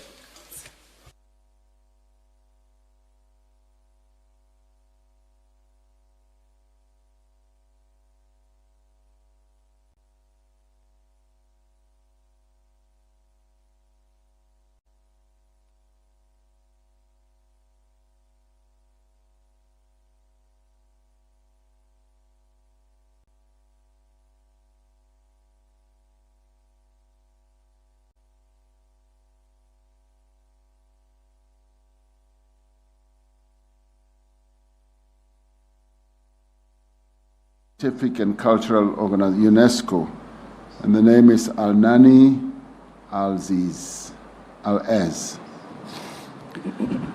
Mr. President, Your Excellencies, ladies and gentlemen, it's an honor to be with you today, only days after my appointment, and to bring UNESCO's voice to this vital forum held for the first time on my African continent. My warmest thanks go to the South African Presidency for uniting us around a shared ambition, inclusive and sustainable economic growth, a theme fully aligned with UNESCO's 4 strategic objectives: investing in education to transform lives, reconciling humanity with nature, building just, inclusive, and peaceful societies, and fostering innovation and technology. Allow me to briefly highlight 3 areas of close collaboration between UNESCO and the G20 to advance this vision in Africa, one of our 2 global priorities alongside gender equality. First, on artificial intelligence, UNESCO had led the working group established by President Ramaphosa, guided by our 2021 recommendation on ethics of AI. Together with the African Union and the South African G20 presidency, we have launched the AI in Africa initiative, aligned with the the African Union's 2024 AI strategy. We'll train around 20,000 civil servants and judicial professionals and 2,000 teachers and students, and support 25 additional African countries integrating AI into national policies. Second, in education, we are championing innovative financing to ensure debt does not hinder learning. In 2023, for instance, we facilitated the agreement between Côte d'Ivoire and France to convert debt into investment in education. Third, in culture, from combating illicit trafficking to supporting culture and the creative industries and safeguarding heritage and traditional knowledge, UNESCO continues to affirm that no sustainable development is possible without culture, as reaffirmed in the Pact for the Future. Excellencies, UNESCO stands ready to deepen its role as an active member of the multilateral system and as a committed partner of the G20.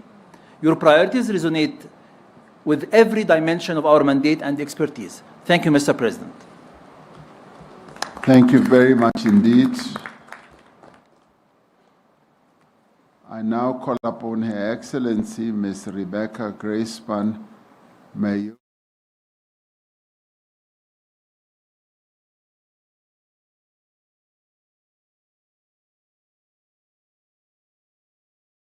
President Ramaphosa, Excellencies, being here, one cannot help but reflect on this country's trajectory. South Africa has much to teach to the world. You have used this G20 presidency to share your hard-won wisdom, that moving together is not inevitable. It is chosen daily, deliberately.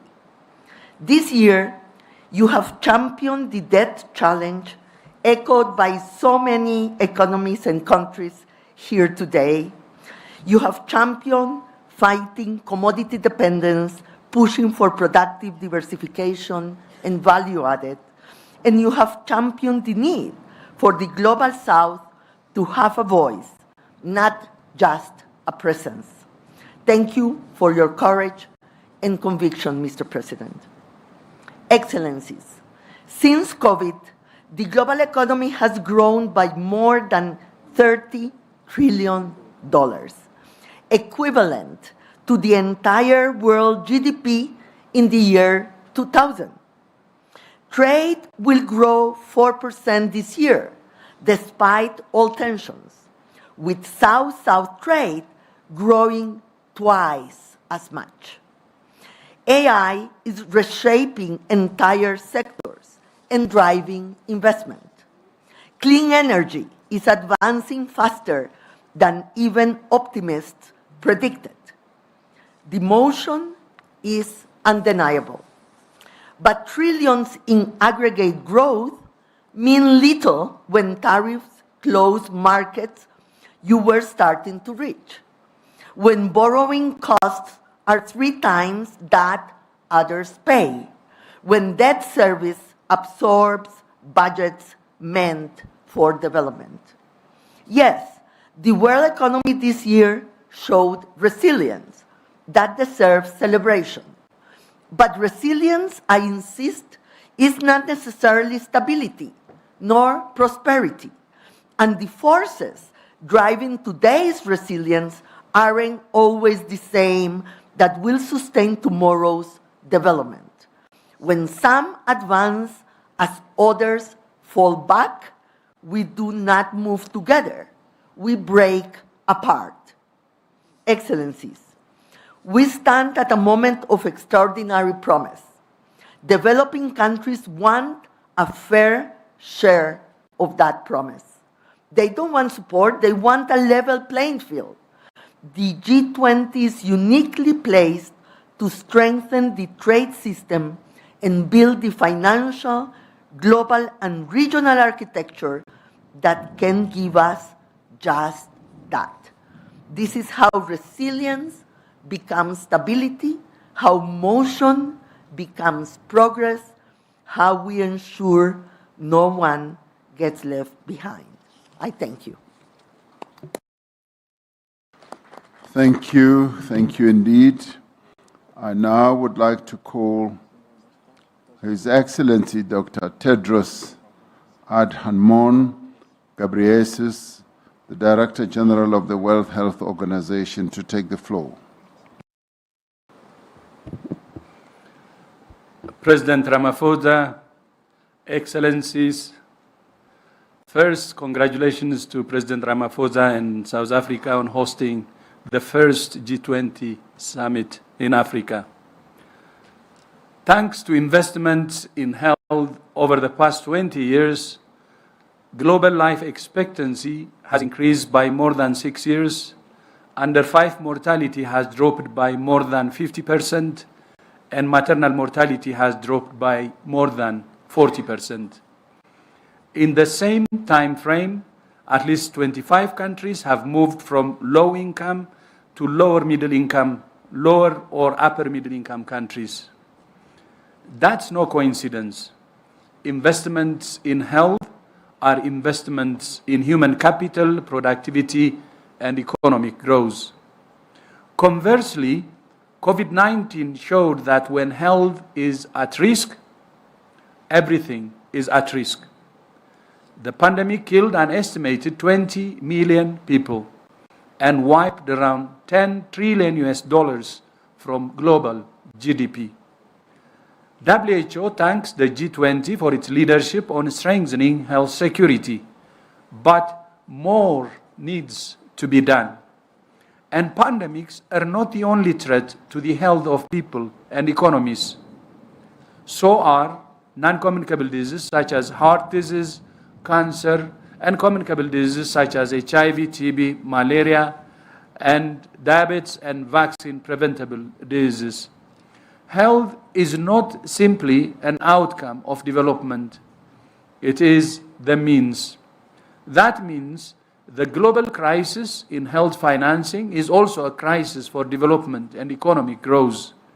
But in this crisis lies an opportunity for countries to transition away from aid dependency towards a new era of sovereignty and self-reliance.